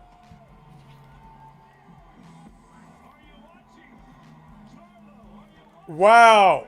Andrade came out of that boy on that one, man. Carlos Donato said, looks like Andrade came out trying to make a save. Hey, he did, bro. Hey, you know, he wasn't doing that moving. He had the guard. He was pushing forward, throwing some wild shots, and landing them. And he got Quigley out of there. He got Quigley quickly out of there. Let me see. He had learned from Floyd's fight, but all the other fights against top-level fighters has developed his experience and skill as well. Listen, bro. Canelo can fight. Listen. I'm not sure exactly what your point is, but Canelo can fight, bro. Canelo is one of the best fighters that out there right now, and definitely the money man in boxing. Canelo can fight. I'm only stating that Canelo was one fight away from being undisputed, and he didn't do it at 160. He jumped up to an easier weight class, and he done it. I still take my hats off to Canelo because he still done it. He went out, he fought when Benavidez let loose that WBC by not making weight. He got that fight. He got that fight with Eugene real quick and beat Billy Joe Saunders, beat Callum Smith, and beat Callum Platt. And he did it. You know, honestly, he took an easier route, but he made history. And listen, I mean, that's a smart strategic move by Canelo. And now he's jumping up to cruiserweight to try to get another division. Canelo can fight, you know. He got more skills than this guy at cruiserweight. But, you know, it's a big size difference. I mean, to be honest, I'm being honest, I think it is a bigger level cherry pick. But listen, man, it is what it is, man. It is what it is, man. He says, good for Andrade. Hope he gets good payday against a top champion. He wants it. Hey, I want to see what their post-fight interview going to say. Conor Nigma, he wasn't ready. Nah, man. Quigley got put out of there. And Andrade hitting that boy with some hot sauce. I want to see Andrade versus Triple G. But listen, guys. Well, how come nobody is putting pressure on Triple G? And we all know a fighter is dangerous when you questioning who is he fought. When people question Luis Ortiz, you know he's a dangerous fighter. When they question like these fighters, like who is he fought? Who is he fought? That is typically protection, so their fighter can make an excuse not to fight him. But that's like if Floyd Mayweather would have never fought Pacquiao. Well, who is Pacquiao really for? His leftovers? You know, like we gotta stop being like that, man. It is greater to see our fighters fight these people, like Thomas the Hitman Hearn versus Sugar Ray Leonard and Marvinus Hagler and Duran. You know, let these guys fight, man. Let them rumble and let them rumble more than once. In the building, my boy, the one, the only, the hottest, the greatest gamer on YouTube, Fun Day Gaming.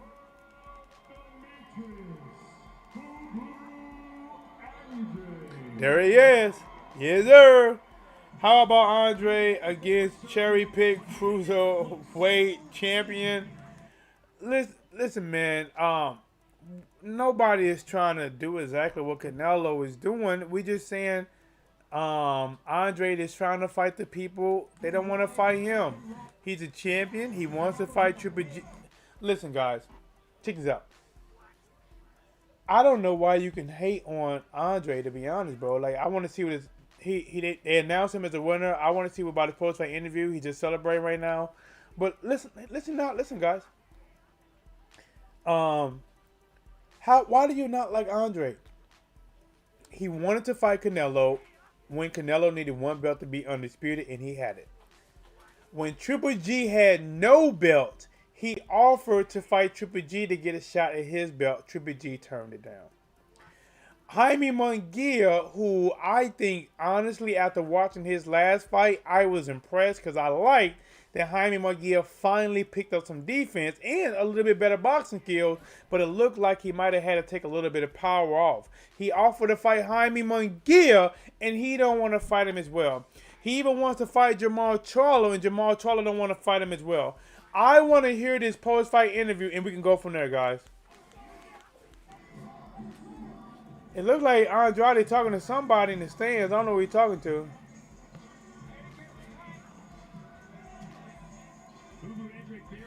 He said, how about Andrade move up to 168 and fight Plant, Billy Joe Saunders, Caleb Smith? Check this out, bro.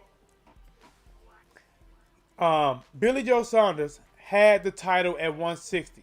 He was scheduled to fight Demetrius Andrade. Billy Joe Saunders tested positive for a banned substance. Lost his title to Andrade that way. When Billy Joe Saunders got cleared, Andrade wanted to fight Billy Joe Saunders anyway. Billy Joe Saunders says, no, that's okay. I'm not going to fight you. You can have my belt. Billy Joe Saunders moved up to 168. Demetrius Andrade said he wanted to fight him in 168. Billy Joe Saunders said no. Hold on, guys. Interview coming up. See, that means you just don't know boxing, bro.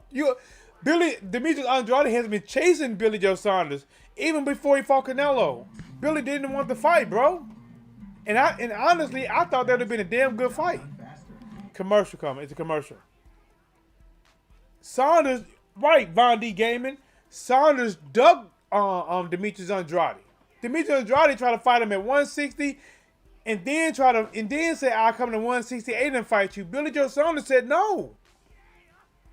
But bro, listen, you don't have a reason not to like Demetrius Andrade just because Canelo said that you want payday, that don't mean you don't like the dude, because guess what? Anybody that's fighting right now, even his cruiserweight that is acting so happy because Canelo wanted to fight him, why is he acting so happy?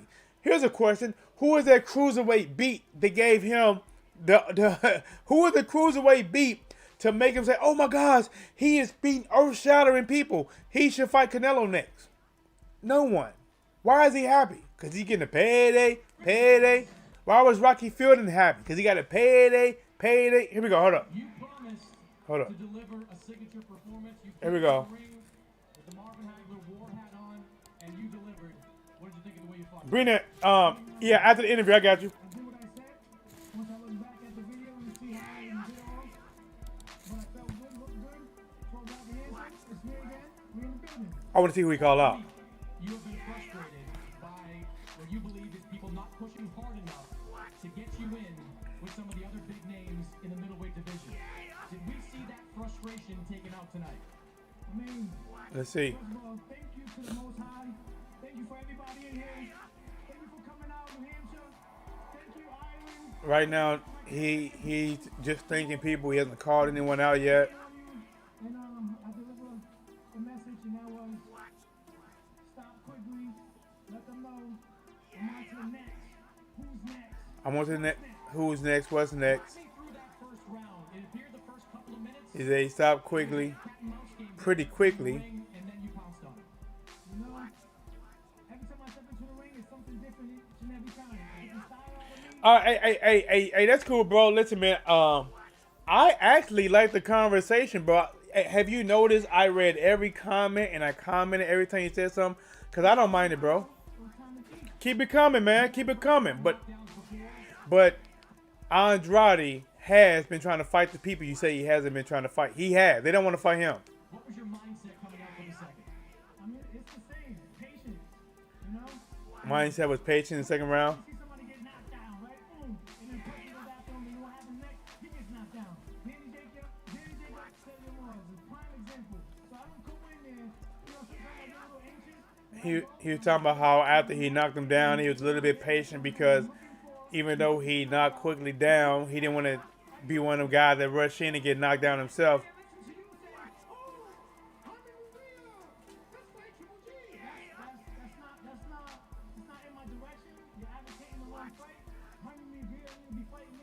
He's calling out Jaime Manguia. He said Jaime Manguia need to be fighting me. He said Triple G Almarada. He calling out them. What kind of message do you think you sent? He said you guys are pushing the wrong fight. Jaime Manguia versus Triple G. Jaime should be fighting me. He said I'm a 2000 Olympian. What do I got to keep doing?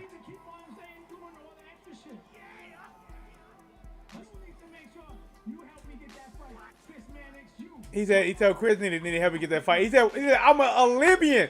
What more do I need to do? I'm a champion. I'm an Olympian. I'm trying to fight the people.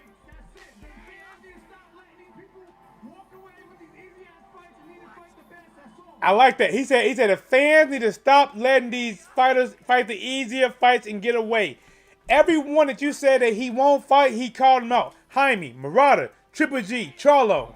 You've got a guy here, he's 31 and 0, he's an American great, he's a proud man, he's a two-weight world champion, and you've got Jamel Charlo, he's 32 and 0. Now they're talking about Jamel Charlo. Two great undefeated American world champions, I think you mean Jamal though. and they won't share the ring together. And he's saying that they won't fight him. Jaime Manguia, Jaime? light middleweight WBO world champion. He moved up to 160. The WBO said to him, "You're mandatory to Demetrius Andrade." He said, "No, no." Do you guys hear this? Have a couple of fights at middleweight. He's had 4 fights at middleweight, and now he's saying, "Hopefully, I'll get an eliminator next." He can fight Demetrius Andrade next. Listen, hey, do you guys hear this? Fighting Murata. If he wins that fight, he has to fight Demetrius Andrade in the unification. I don't know what else there is to say or do. We've been here 1,000 times before, and I so desperately want to see this guy get his defining moment. Let's go! Let's make these fights happen! He wants, I'm telling you, he's not ducking nobody. Take it to zone. Thank you everybody that showed up. Have a blessed trip. The island people, travel safe. God bless everybody that showed up. Don't drink and drive too much, but enjoy yourself. Adios amigos. Mexico. I don't know what he's saying. But listen, man. Listen, guys.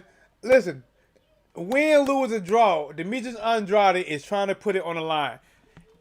They said when Jaime Manguia moved up to 160, he was mandatory for Demetrius Andrade. Demetrius Andrade tried to fight, and they said, well, let him get a couple fights under his belt. He has now had 4 fights at 160, and he still don't want to fight Demetrius Andrade. Demetrius Andrade got onto the announcer and said, Chris, bro, he said, you're pushing the wrong fight. You talking about him fighting Triple G, you're pushing the wrong fight. You should be talking about him fighting me. Why is he not fighting me? And to be honest, I like that Jaime Manguia versus Andrade fight. Jaime got power. He's developing a defense. Still can get hit, but I like that fight. But listen, he called out Jaime Manguia. He said he'll take the winner between Triple G and Murata. Jamal Charlo don't want to fight him at all. He's telling you this live. He has a belt. He was an Olympian, and they won't fight him. Now you got to ask yourself, Why won't they fight Demetrius Andrade, who has a belt and was an Olympian, but they will fight Rocky Fielding, but they will fight Yildirim, but they will fight what was the guy Triple G fought man, what's that I can't even think of this guy's name. I'm gonna look it up. I'm gonna look it up. GGG. I'm gonna look it up because it's gonna come. It's something like Bisquick, whatever the hell. Let me see. What's his name? Steve Rose, right? But think about it. So Triple G is the real duck here. Check this out, right? Triple G beat Steve Rose, which you don't even know who Steve Rose is, right? And after he beat Steve Rose, the announcer said, "Hey, why not fight Demetrius Andrade or Jamal Charlo?" Triple G said, "Well, if I fight Andrade, then they say, why you didn't fight Charlo? So if I fight Charlo, they say, why you didn't fight Andrade? So I don't fight neither of them." And that's not a duck. You saying if you fight one of them, they gonna say, why you ain't fight the other one? And you still gonna be criticized. And you saying that's not a duck? You rather fight Steve Rose?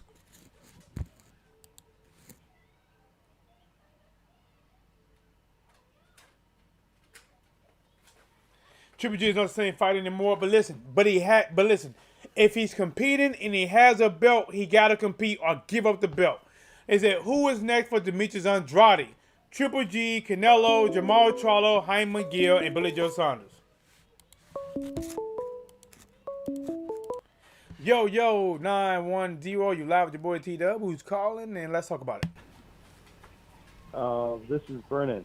Brennan, what's going on with your champ? How you been? Talk to your boy, man. I gotta be real, man. I think Triple G, Canelo, and several others have ducked Demetrius Andrade for a long time. They have ducked him. Demetrius they call him Andrade. Demetrius Andrade called out Canelo at 154 when Canelo was 154. Canelo moved to 160. Andrade moved to 160.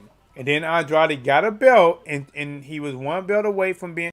Dude, people don't even get this, that Canelo could really be undisputed in two weight classes right now. It's clear as day that Canelo ducked him. He didn't fight him. I mean, he completely abandoned middleweight. Think about this, bro. He has 3 of the 4 major titles at middleweight. He gives up on that dream altogether and pursues it at 168 amongst a majority of champions that honestly wasn't quite proven. I kind of think Billy Joe Saunders might have been the most proven champion out of them. But what do you think about Triple G? I believe that Triple G will get rid of Murata, maybe late because Triple G's old. But I mean, if Triple G wins, he should fight Andrade. He's not. Just like Magia should fight Andrade. Magia has been his mandatory since he moved up to 164 fights ago, and they don't want it. They're talking about Triple G might fight. Triple G ain't gonna. If Triple G get past Murata, Triple G he's not gonna fight anyone. What they say is true, that if Canelo wins at cruiserweight, they're talking about Canelo might fight Triple G in Mexico at 168, and Canelo beats him. I know a lot of people are going to disagree with me, but I believe that cruiserweight fight is a cherry pick. It is a cherry pick. I was surprised how close my poll was. It was nearly 50-50, but it is a cherry pick. He got somebody that, it's the guy is excited to get the payday. I think this is a fight that is built to give Canelo another division title, and then he's gonna come back for a big money fight by doing a third fight with Triple G, and it is nearly guaranteed he's gonna win because he's gonna take the fight if it's true in Mexico. I mean, but how old is Triple G? 40, He's 40 gotta be. something. He's gotta be up there. Let me see if I still got it up. Let me see. I mean, the dude's almost past his prime, if not already past his prime. I don't see He's the past point it. in a third fight. He's past his prime. I mean, like, He's 39 years old. I'll give him his props if he fights Jamel Charlo, which I don't believe it's going to happen, but maybe it will. I don't know. You know what, I don't man? see I don't think Triple G ever moved up, did he? Has he been middleweight his whole career? Yeah. You know, and that is crazy as it is. Like, listen, I'm being honest. I was a Triple G fan early on, but I kind of think Triple G has been very selective in ducking fights. Triple G was at one point trying to fight Floyd Mayweather, who had already moved up 5 divisions, and he was trying to get Floyd Mayweather to move up one more to fight him. But yet he wouldn't move up 1 division and fight Ward when Ward was at 160 and he was at 160. Well, here's the thing I get tired of. I mean, I like Triple G, but Triple G and Canelo are not above criticism. I don't get it where people come from, like, oh, you can't criticize. Yeah, you can. I mean, how many slick fighters has Triple G fought? Really? You know, the guy in the chat says a world champion with a 9-fight winning streak is a cherry pick. Make it make sense. But this is the same guy that's questioning who Demetrius Andrade fought, and he's undefeated. But yet, think about it. He using the same thing that he criticized Andrade on why Canelo shouldn't have fought him, but he is praising this cruiserweight for Canelo cherry picking this dude. Listen, man, listen, it is a cherry pick. Listen, I mean, it's still interesting to see him go up to fight a cruiserweight, but it is a cherry pick. Didn't Makaba get chinned by Tony Bellew? He did. Yes, he did. Yes, he did. Tony Bellew chinned him. Yep. That should tell people everything, in my opinion. Listen, you know what's telling you is when Canelo is jumping up 2 weight classes, but everybody is favoring him dramatically to win by knockout.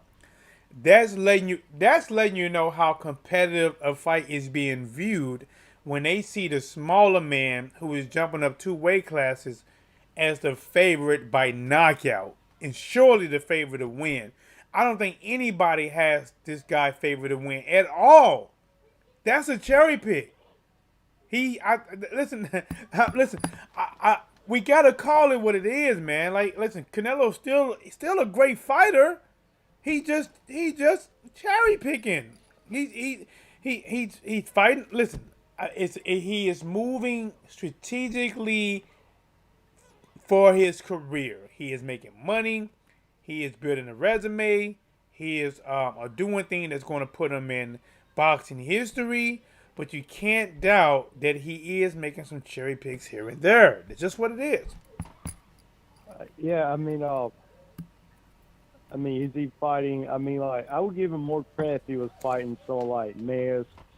I can't pronounce his name. Greatest, whatever he is. But he's not. He's fighting Makabu, of all people. I mean, it's a cherry pick, but like he didn't fight like he was talking about. Oh, I'll fight Jamel Charlo, but he's fighting a cherry pick. So there you go. You know, man, I don't even know if Jamal Charlo the same no more either. To be honest, I think Jamal Charlo might have lost some of his edge. I think now he's in the fame. He got the money. Talking about big his house is. Jamal Charlo has been saying a lot of things that to me is almost like kissing the butt of Canelo.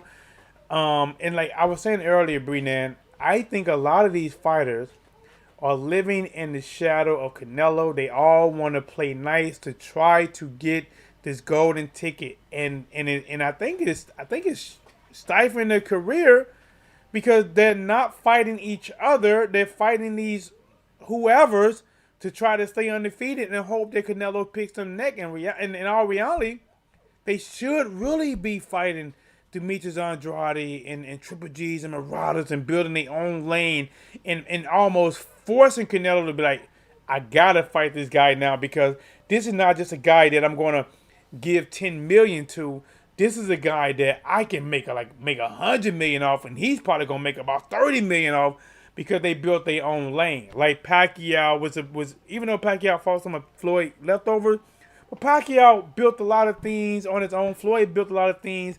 That's what made it a mega fight. Now these guys just almost paying the pick me lottery. Yeah, I mean, it's true. I mean, like I used to like Caleb Plant up until when I heard that audio, and I was like, dang. I didn't hear it. What did it say? What happened? Are you talking about that in the fight? Yeah, I mean, like, I was like, damn. Man, when I heard See, that, I mean, like I mean, like real in reality, I mean, Plant and Ben Vito should have already fought. Mm-hmm. But they didn't. I mean, they waited and waited for Canelo to pick them, and it's just like, man, I mean, like. Because, listen, it's all about the money. When Canelo can move up Brenan and get all 4 belts in under a year, that means it was a pick me for the money. It was all about the money. For him to collect it. For them guys to not to even be able to unify, but him to come up and collect it all that fast, like I said, man, it was. Yeah, I mean, like, for a long time, I heard what is Billy Joe better than Plant? Is Plant better than Billy Joe? They should have already fought. I mean, it would have been a boring fight, to be honest, but I still would like to see it. But they did what they did. They avoided each other. See and that's the big thing with boxing, man. That people are avoiding tough fights to keep the W. It's there is, like, you know what, it's, I guess there is no more just legend big fights. It's all okay. I'm a champion now. Now I gotta just prolong my career and keep the belt, stay undefeated, fight a couple mandatories, act like I want to fight somebody else with a belt, but not really fight somebody else with a belt, and hope I get picked by Canelo. And like I said, man, when Plant said that in the ring when he was moving, pretty good, huh?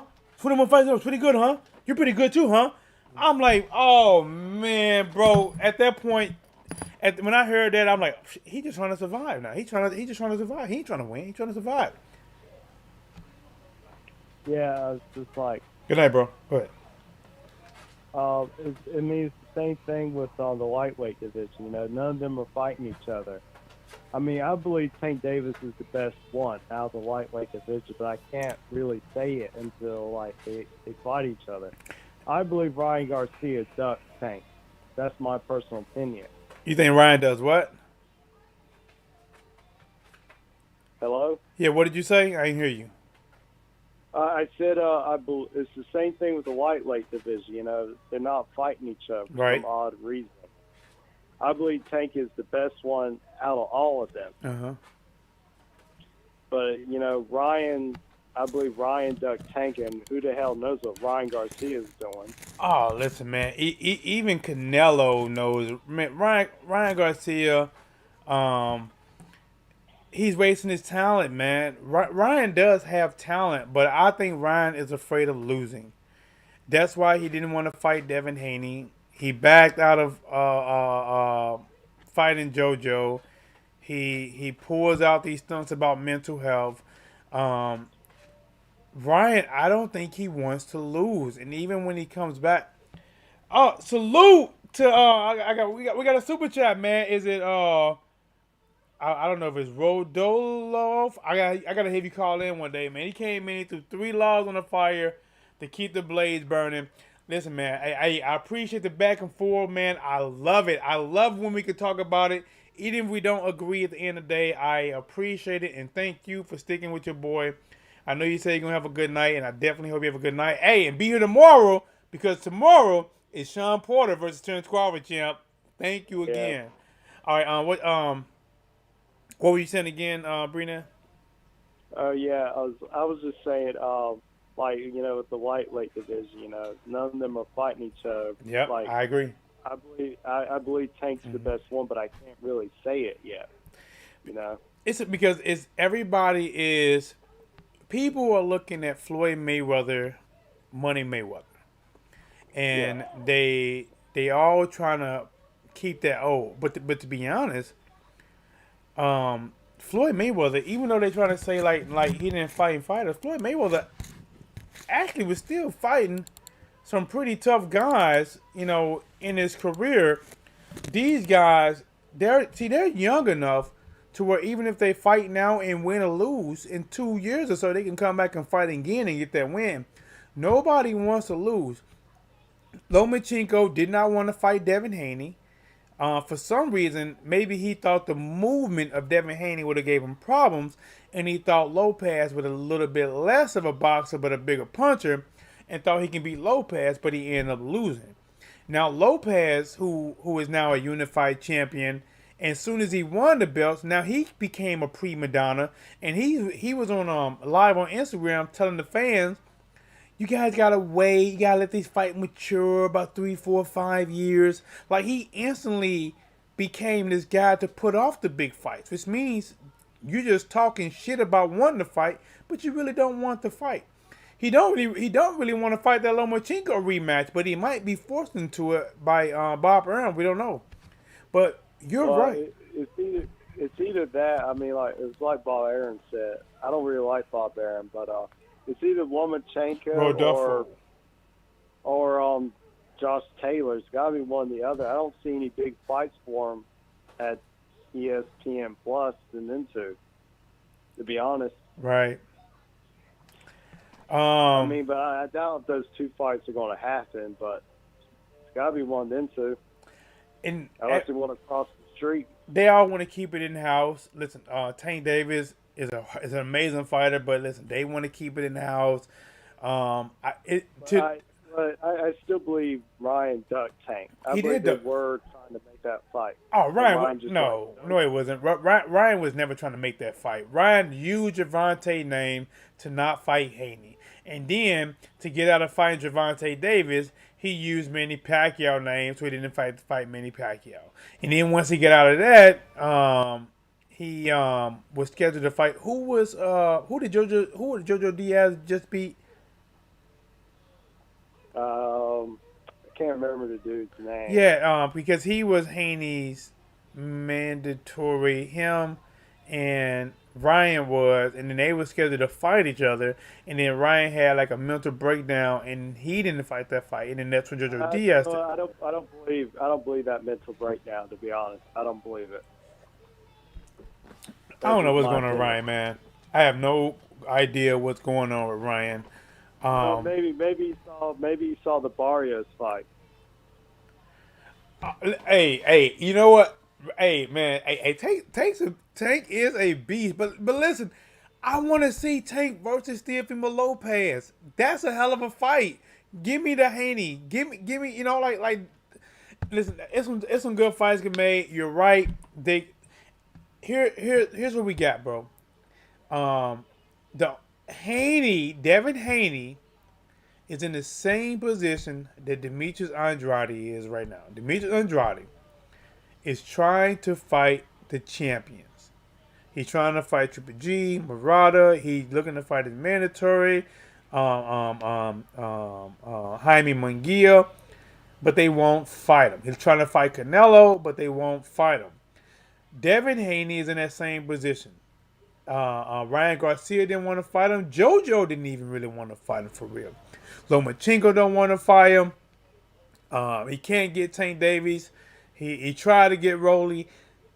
Devin is in that same position that Andrade is in, and it's because his style is difficult. A lot of people don't want to just jump right in there and fight him, so they rather avoid him and say, who has he fought? And that's why I'm not going to fight him. Even though whoever they're fighting hasn't done that and don't got a belt, but it's always about who the champion has fought. Whenever the champion has fought the champion to get the belt, you should never ask who he fought. He's the champion. He got that way for a reason. I'm going to give you the last word, champ.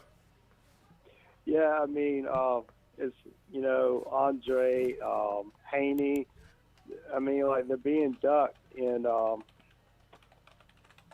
it's, I mean, people need to get off, the Triple G, Canelo thing. I mean, they're great fighters, but, Right. they're not, not above criticism. It's just weird to me that all of a sudden that guys go like, like, was it one of those Smiths, William Smith or whoever it was, go like, oh, I'm just happy to be here to share the ring with Canelo. Yeah. I mean, it's just like, dude. Like, I didn't even watch that fight after that. But It's all about the Benjamins, man. But all right, thanks, Brandon. I'm gonna get ready to wrap it up. But I do appreciate you getting a call and talking. Remember, I'll be live tomorrow, champ. We are really gonna dive into this Sean Porter versus Crawford. I can't afford that pay-per-view, but I'll listen into it, though. Bro, hey, listen, I got your back, man. That's what I'm saying, bro. Afford it or not, I will be live. I will be back at it, giving this boxing work, keeping you live updated every moment. What's happening, when it's happening, no matter who's trying to flag me or not, because they coming for your boy. I'll be back, champ. Thank you again. All right, bye. You got it. All right, man. Let me see. My boy, American Pastor Travel says it's Rodolfo. Man, I don't know, man. Oh, you my fact. Let me do this. Hold on, let me do this.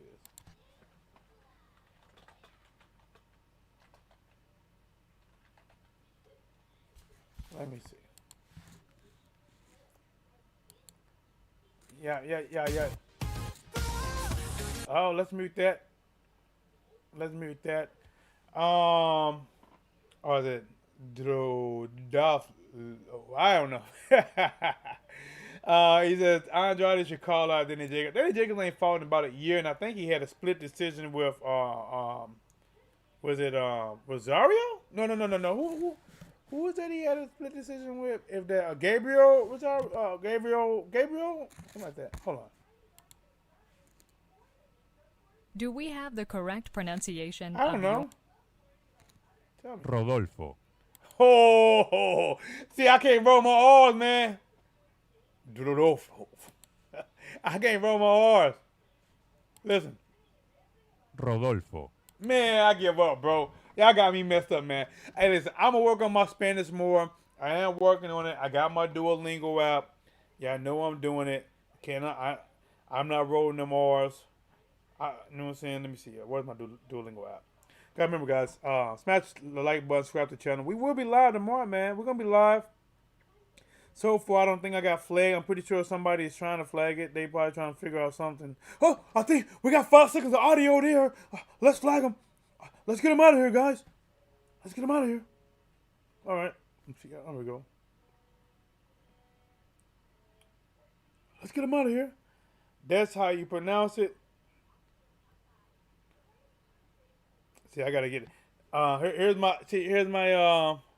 my Duolingo. I gotta jump on here. Y'all know what I'm saying? No, I've been I've been doing something. I've been trying to do it. All right. Right? I've been working on it, you know. And I gotta work on it tonight. I'm gonna get back at it, man. Thank you guys. Subscribe to the channel. Listen. Yeah, if you guys don't know who I am, I'm gonna let my boy, he's in the audience, American Pastor Travel. Will you do me a favor and take us out? I appreciate it. Hi, this is America's Pastor inviting you to stay tuned for the world's greatest boxing commentary as he continues on the road to 10,000. Now he's back at it like a crack addict, giving you boxing geekers that work. I want you to put your hands together and give him some love as we welcome the one, the only TDub. Hi, this is America's Pastor inviting you to stay tuned for the world's greatest boxing commentary